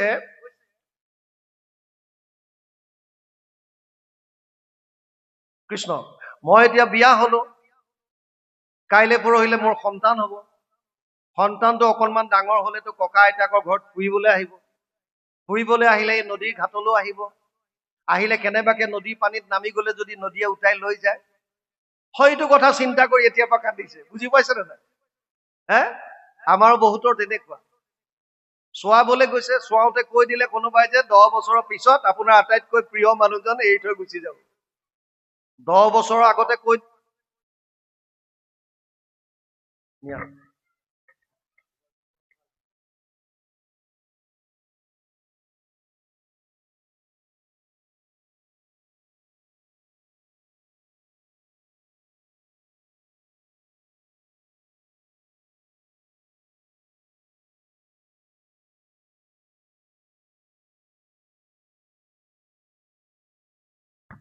কৃষ্ণ। আমাৰো বহুতে বেলেগক কিবা কিবি গৈ পেলাই চোৱাই বা কিবা কৰে, আৰু তেওঁলোকে যদি কৈ দিয়ে যে 10 বছৰৰ পিছত আপোনাৰ আটাইতকৈ মৰমৰ বস্তু বা ব্যক্তিটো আপুনি হেৰুৱাব, 10 বছৰৰ পাছত কি হব সেইটো কথা চিন্তা কৰি আপুনি এতিয়াৰ পৰা কন্দা আৰম্ভ কৰিছে, দুখ কৰা আৰম্ভ কৰিছে। 10 বছৰৰ পাছত যিটো হবলগীয়া আছে সেইটোতো পিছত হব, তাৰ আগতে আপোনাৰ গতি লাগি যাব। বুজি পাইছে নাই? সেইকাৰণে কৈছে ভাগ্যত কি আছে এইবিলাক বাদ দিয়া, 10 বছৰৰ পাছত কি ঘটনা হব এইটো তেতিয়া দেখা যাব, এতিয়াৰ পৰা চিন্তা কৰি কি লাভ আছে। হে, সেইকাৰণে ইয়াত বৰ সুন্দৰ, বহুত তাত্বিক কথা লিখা আছে ইয়াত। সেইকাৰণে কৈছে বুলিবা ভাগ্যৰ উদ্যম এৰিবে কি কাৰ্য লাগে ইয়াত। আৰু তাৰ পাছত কৈছে পশু শৰীৰতো ইন্দ্ৰিয়ৰ সুখ সমস্ত দেহত পাৱে, পূৰ্বৰ অদৃষ্টে যত্ন নকৰিবে আপুনি আঁকি মিলাৱে। ইন্দ্ৰিয়ৰ সুখ বিলাকতো আমি আগতেও ভোগ কৰি আহিছো। স্বৰ্গত ইন্দ্ৰই অমৃত ভোগ কৰি যিটো তৃপ্তি লাভ কৰে, মৰ্ত্যত গাহৰি এটাই বিষ্ঠা ভোগ কৰি একেই তৃপ্তি লাভ কৰে। গাহৰিত সোৱাদটো ক'ত আছে? বিষ্ঠাত। আপুনি গোবৰুৱা এটাক এপাহ গোলাপ ফুলৰ ওচৰত যদি আপুনি থৈ দিয়ে আৰু কাষত যদি অকণমান গোবৰ থয়, আপুনি প্ৰমাণ চাব, ই অলপ পাছত গোবৰুৱাটোৱে গোলাপ ফুল পাহৰ পৰা লাহে লাহে আঁতৰি যাব। কলে? সেই গোবৰকণলৈ যাব। কিয়? তাৰ সুখটো তাত আছে। ই গোবৰত থাকি যিটো আনন্দ পাইছে, ইন্দ্ৰই স্বৰ্গত থাকি যিটো আনন্দ পাইছে অমৃত পান কৰি, ইয়াত ডিফাৰেন্স একো নাই, ইন্দ্ৰিয়ৰ চব একেই। ৰম্ভা মেনকাৰ লগত নৃত্য কৰি যিটো আনন্দ পাইছে, গাহৰিটোৱে গাহৰিজনীৰ লগত একেলগে থাকি একেই তৃপ্তি লাভ কৰি আছে। গতিকে ইয়াত কৈছে পশু শৰীৰতো ইন্দ্ৰিয়ৰ সুখ সমস্ত দেহত পাৱে, পূৰ্বৰ অদৃষ্টে যত্ন নকৰিবে আপুনি আঁকি মিলাৱে। যিটো লৈ আহিছো সেইটো পাম, তাৰ কাৰণে চেষ্টা কৰি লাভ নাই। আৰু সেইকাৰণে প্ৰহ্লাদে কলে দুখক লাগিয়া যেহেন পুৰুষে একো যত্ন নকৰয়, তথাপিতো আনি মিলাৱৈ দৈবে অন্তে দুখ নথাকে। বৰ ডাঙৰ কথা কৈছে। কোন এনেকুৱা মানুহ আছে যোনে ভগৱানৰ ওচৰত হাত জোৰ কৰি কয় যে প্ৰভু মোক দুখ দিয়া, হে প্ৰভু কাকুতি কৰিছো মোক দুখ দিয়া? কোনোবাই কয় নেকি? কুন্তীয়ে কৈছে, কেৱল কুন্তীয়ে কৃষ্ণক বিচাৰিছিল, কিন্তু আচলতে দুখ বিচৰা নাই। তাৰো লজিক আছে। কুন্তীয়ে কৈছিল হয়, বিপদসন্তু ত শাশ্বত তত্র তত্র জগৎ গুরু ভবতু দর্শনম ইয়াদ স্যাদ অপুন ভব দর্শনম। 1:8-25 প্ৰথম স্কন্ধ 8ম অধ্যায় 25 নম্বৰ শ্লোক। তাত কুন্তীয়ে কৈছিল, হে কেশৱ মোক তুমি দুখ দিয়া, বিপদ দিয়া। কিয়? যেতিয়া যেতিয়া মোৰ জীৱনলৈ দুখ আহে তেতিয়া তেতিয়া তুমি মোৰ লগত থাকা। বুজি পাইছে নে নাই? কোনবিলাক দুখ?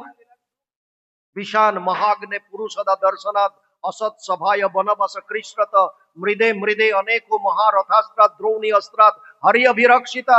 1:8-24 প্ৰথম স্কন্ধ 8ম অধ্যায় 24 নম্বৰ শ্লোক ভাগৱত। তাত কুন্তীয়ে কৈছে যেতিয়া দুৰ্যোধনে ভীমক বিষ পান কৰাইছিল, যেতিয়া জতুগৃহত জ্বলাই দিছিল অগ্নি, যেতিয়া বনত নৰক হাতকৰ পৰা অসৎ সভা দ্ৰৌপদীৰ যেতিয়া বস্ত্ৰহৰণ হৈছিল, বনবাস কৃষ্ণত বনবাসত থাকোতে বিভিন্ন বিপদৰ পৰা, বিশেষকৈ দুৰ্বাসাৰ সাপৰ পৰা, দ্ৰৌপদীৰ ৰন্ধন পাত্ৰত লাগি থকা শাক অকমান খাই দুৰ্বাসাৰ ভোগ গুচাইছিল আৰু তেতিয়া তাৰ পৰা সাপৰ পৰা বাছিল। কুৰুক্ষেত্ৰৰ যুদ্ধত বিভিন্ন মহাৰথীৰ অস্ত্ৰৰ পৰা আৰু বিশেষভাৱে অস্বস্থমাৰ ব্ৰহ্মস্ত্ৰৰ পৰা। প্ৰতিটো বিপদত তুমি চৰায়ে যেনেকৈ দেউকা মেলি সন্তানকেইটাক ৰাখি থাকে, তেনেকৈ মোক তুমি ছায়া দি ৰাখি আছিলা। আৰু আজি মোৰ সন্তান যুধিষ্ঠিৰ ৰাজাধিৰাজ সম্ৰাট হব বিচাৰোতে তুমি মোক এৰি যাব বিচাৰিছা, হে কেশৱ। গতিকে মোক এইবিলাক সুখ নালাগে, এনেকুৱা বিপদ দিয়া যত তুমি মোৰ লগত থাকা। কিন্তু আপোনালোকে এটা কথা ভাবি চাওক, কৃষ্ণ লগত থকা মানে, কৃষ্ণ মানে কোন? অলপ আগত আলোচনা কৰিলো, কৃষ্ণ মানে দেখোন আনন্দ।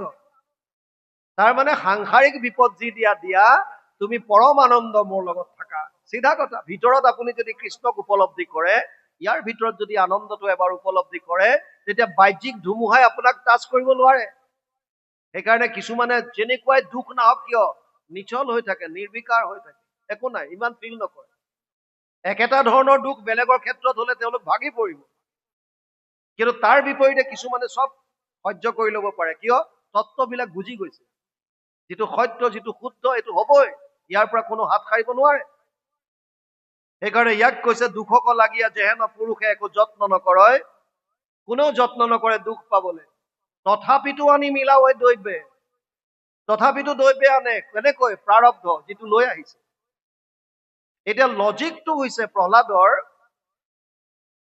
যে যেনেকৈ মানুহে দুখ নিবিচৰাকে জীৱনলৈ দুখ আহে, তেনেকৈ সেহি মতে জানা সুখ মিলে আঁকি দুখ গুছে তেতিক্ষণে আকলাগি যত্ন কৰিবে নালাগে বিচাৰি দেখিও মনে। যেনেকৈ মানুহে দুখ নিবিচৰাকে যদি দুখ আহিব পাৰে, তেতিয়াহ'লে সুখ নিবিচৰাকে সুখ আহিব নাই? সুখ দুখৰ কাৰণটো আমি যিটো লৈ আহিছো, পাপ পুণ্যৰ মিশ্ৰিত কৰ্ম, আমি সেইটোক ধিয়াই বহি থাকি লাভ নাই। আমাক কৈছে এতিয়া তুমি কৰ্ম কৰা, এই কৰ্মটোক বৰ্তমান কৰ্ম বা ক্ৰিয়ামান কৰ্ম বুলি কয়, ভৱিষ্যত কৰ্ম বুলি কয়। এতিয়া কি কৰিছো? এই কৰ্মটোক ভৱিষ্যত কৰ্ম বা ক্ৰিয়ামান কৰ্ম বুলি কয়, শাস্ত্ৰৰ ভাষাত ক্ৰিয়ামান কৰ্ম। এতিয়া কি কৰিছো? এই বৰ্তমানৰ কৰ্মৰাজি যদি আমি কৃষ্ণত একান্তভাৱে ভক্তি হৈ, কৃষ্ণত একান্তভাৱে যদি ভক্তি ৰাখি, একান্তভাৱে সমস্ত কৰ্ম যদি তেওঁৰ চৰণত অৰ্পণ কৰি আমি যদি দৈনন্দিন জীৱন পাৰ কৰি গৈছো, তেতিয়াহ'লে আগতে কি লৈ আহিছো সেইটো বাদ দিয়ক। এতিয়াৰ কৰ্মৰাজিয়ে আপোনাৰ সঞ্চিত কৰ্ম ব্লাষ্ট কৰাই আপোনাক পৰম গতি দি দিব। বুজি পালেনে? সেইকাৰণে কৈছে যেনেকৈ দুখক লাগি মানুহে চিন্তা নকৰিলেও দুখ পায়, তেনেকৈ সুখক নিবিচৰাকৈও সুখ পাব পাৰিব। ইয়াৰ কাৰণে চিন্তা কৰি লাভ নাই। আৰু এটা দুইটা বস্তু, এটা ডাঙৰ বস্তু এটা বুজি লওক, সুখ আৰু দুখ, ইয়াত এটা আখৰ কমন আছে দুইটাত। কোনটো আখৰ? সুখ দুখ, এটা আখৰ কমন আছে দুইটাতে। সুখতো আছে, দুখতো আছে। কোনটো আছে? আখৰ কি আখৰ? খটো।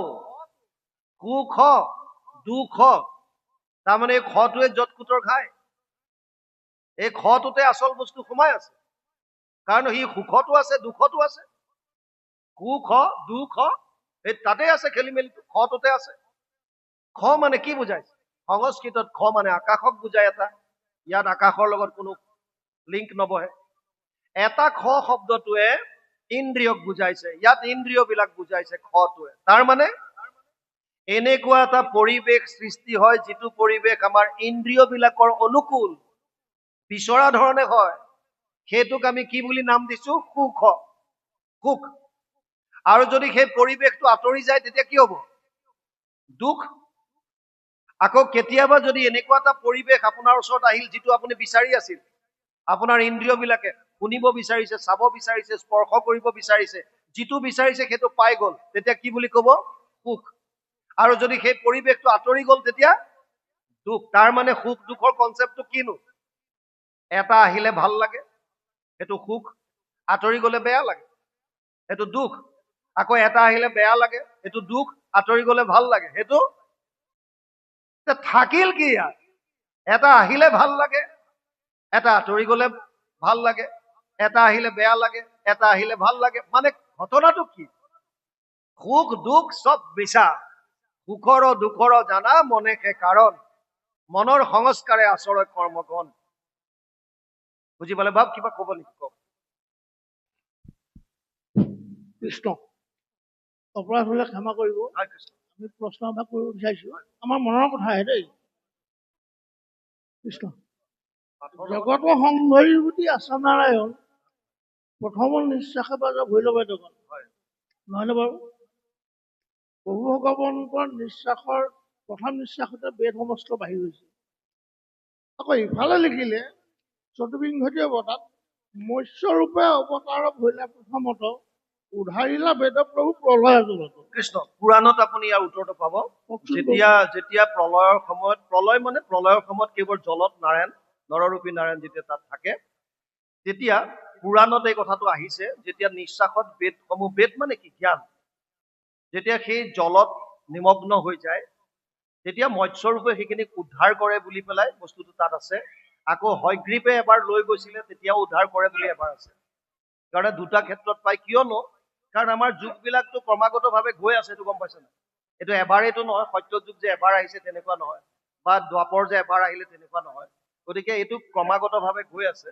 এই তাত প্ৰথমতে সেইকাৰণে কৈছিল যে নিশ্বাসত বাহ যোৱা এই জ্ঞান প্ৰলয়ৰ জলত গৈ পেলাই পৰি যাওঁতে তেতিয়া সেইখিনিক উদ্ধাৰ কৰি পেলাই ব্ৰহ্মাক পুনৰ দিছিল। এই কথাটো কৈছে কৃষ্ণ। কৃষ্ণ, মই প্ৰশ্ন এটা সুধিব বিচাৰিছো বাপ।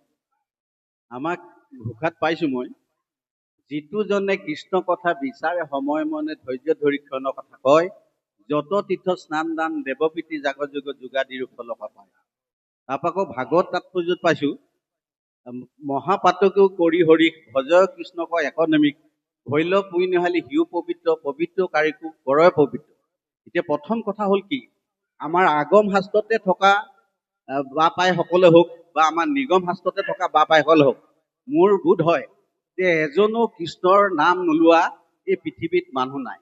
আৰু তাৰ পিছত ক'লে যে মহাপাতকেও কৰি হৰি ভজয় কৃষ্ণক একনমিক, মহাপাপীজনো যদি এক নিমিষ কৰি তেওঁ পবিত্ৰ কাৰিকো পবিত্ৰ কৰিব পাৰে, তেতিয়াহ'লে কি বোলে সদায় সদায় নাম লৈ বেছি পবিত্ৰ হয়নো কি লাভ আছে?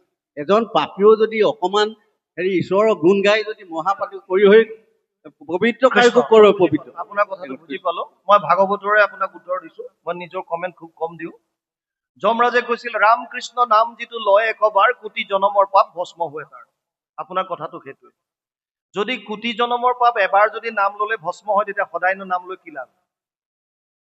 বুজি পাইছে নাই? যদি এবাৰ নাম ললে, বাপেও সেইটোৱে কৈ আছে, যদি এবাৰ নাম ললে যদি আমাৰ কোটি কোটি জনমৰ পাপ ভস্ম হয়, তেতিয়ানো সদায় নাম লবলৈ কিয় কৈছে? পাতে কৰ বাসনাৰ ক্ষয়ৰ নিমিত্তে সততে নামক সুমৰিবে লাগে নিতে। ইয়াৰ উত্তৰ ভাগৱতত আছে, ষষ্ঠ স্কন্ধ জামিল উপাখ্যান।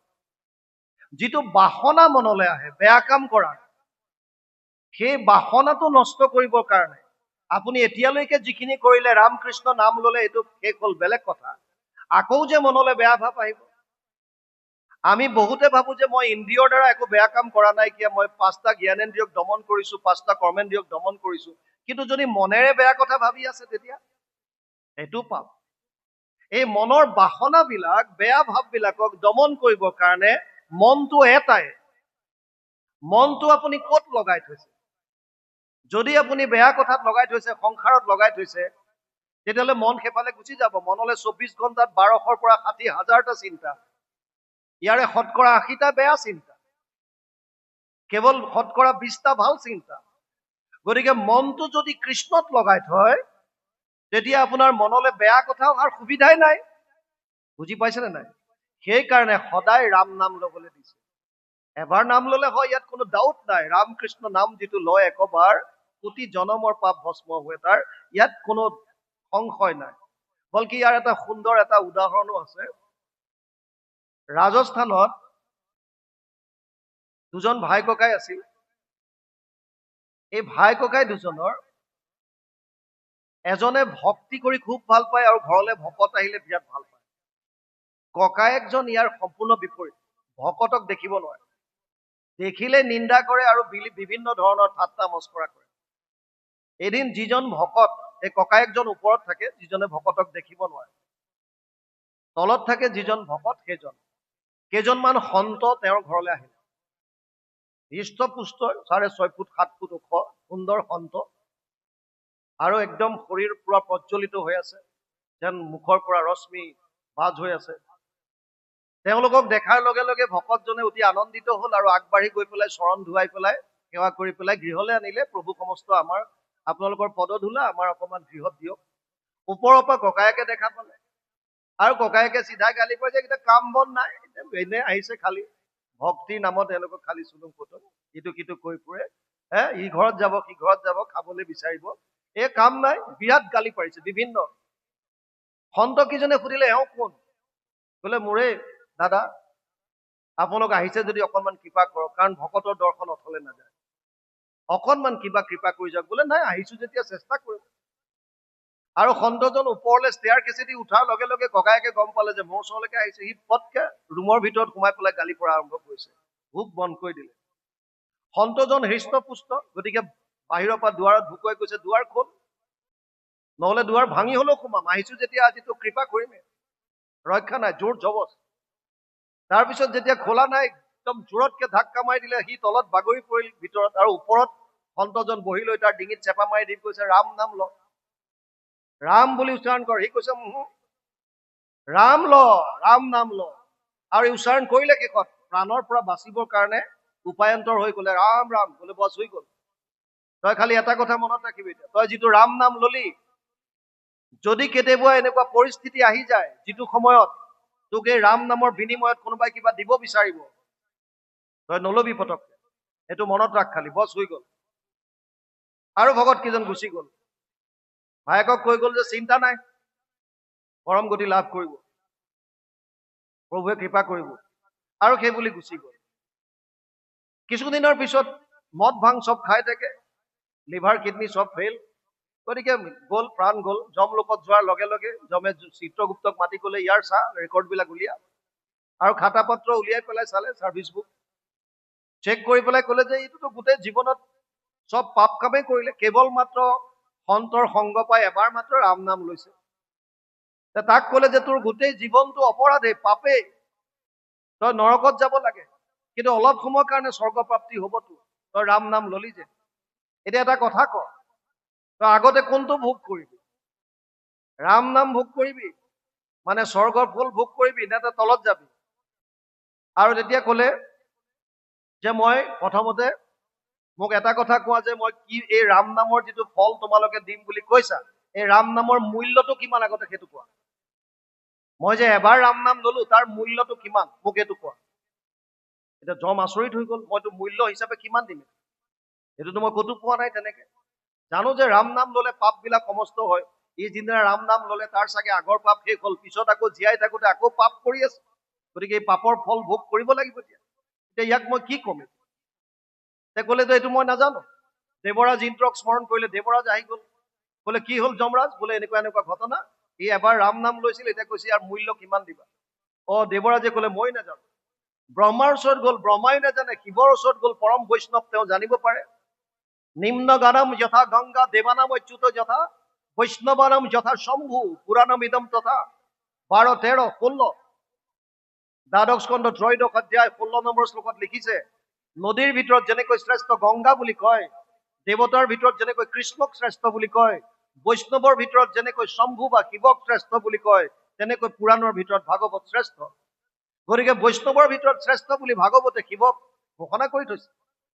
শিৱৰ ওচৰত গল, শিৱক কলে যে ৰাম নামৰ তুমি মূল্য কিমান দিবা? বোলে এইটো ময়ো নাজানে, বোলা যিজনৰ নাম লৈছে তালৈকে যাওঁ। আৰু সেই পাপী আত্মাটো লৈ তেওঁলোক আটাইকেইজন, ব্ৰহ্মা, শিৱ, ইন্দ্ৰ, যমৰাজ, চব বৈকুণ্ঠ পালেগৈ। প্ৰভু ভগৱন্তই আটাইকেইজনক দেখা পাই পেলাই নামি আহি কৈছে, এই মনুষ্যজনক কিয় লৈ আহিছা? এওঁ কোন? কৈছে এইটোৱেতো সাংঘাতিক কাল, ইয়ে যৎকুটৰ খাই, এতিয়া যি কৰিছে খেলি মেলি এওঁৰ কাৰণে হৈছে। কি কৰিলে? গোটেই জীৱনটো পাপ কাম কৰিলে, এবাৰ কেইজনমান সন্তৰ তাগিদাত পৰি ৰাম নাম ললে, এতিয়া কৈছে মূল্য কিমান দিবা? ভগৱানে কলে তাক কান্ধত গৈছে, নমাই দিয়া, মোৰ ওচৰলৈ আহা। কোলাত বহুৱাই ললে। ব্ৰহ্মাই কৈছে মূল্য কিমান সেইটো কোৱা। ভগৱানে কৈছে, ব্ৰহ্মাদেৱ তুমি এতিয়াও বুজি পোৱা নাই, যিজনে এবাৰ ৰাম নাম লোৱাৰ পাছত স্বৰ্গ, মৰ্ত্য, ব্ৰহ্মলোক চব পাৰ হৈ আহি পেলাই বৈকুণ্ঠত আহি মোৰ কোলাত স্থান পালে, আৰু তাতকে ৰাম নামৰ মহত্ব আৰু মূল্য কি লাগে? সেইকাৰণে ৰাম নামৰ মহত্ব আছে, কিন্তু ঘটনা হল ভাগৱতে কৈছে সদায় লব লাগিব। সদায় কিয়? এইটো এটা ডাঙৰ অজ্ঞান। দ্বিতীয় লজিকটো শুনক, এইটো এটা। দ্বিতীয় কাৰণ শুনক, চব শাস্ত্ৰৰ মতে শুনক। অষ্টম অধ্যায় গীতা 5 নম্বৰ শ্লোকত ভগৱানে কৈছে, অন্তকালেশ মামেবম স্মৰণ মুক্ত কলেবৰম ইয় প্ৰয়াতি স মদ ভাৱম ইয়াতি নাস্তিত্ৰ সংশয়। শেষ মুহূৰ্তত যোনে মোৰ নাম লয় সি মোক পাব।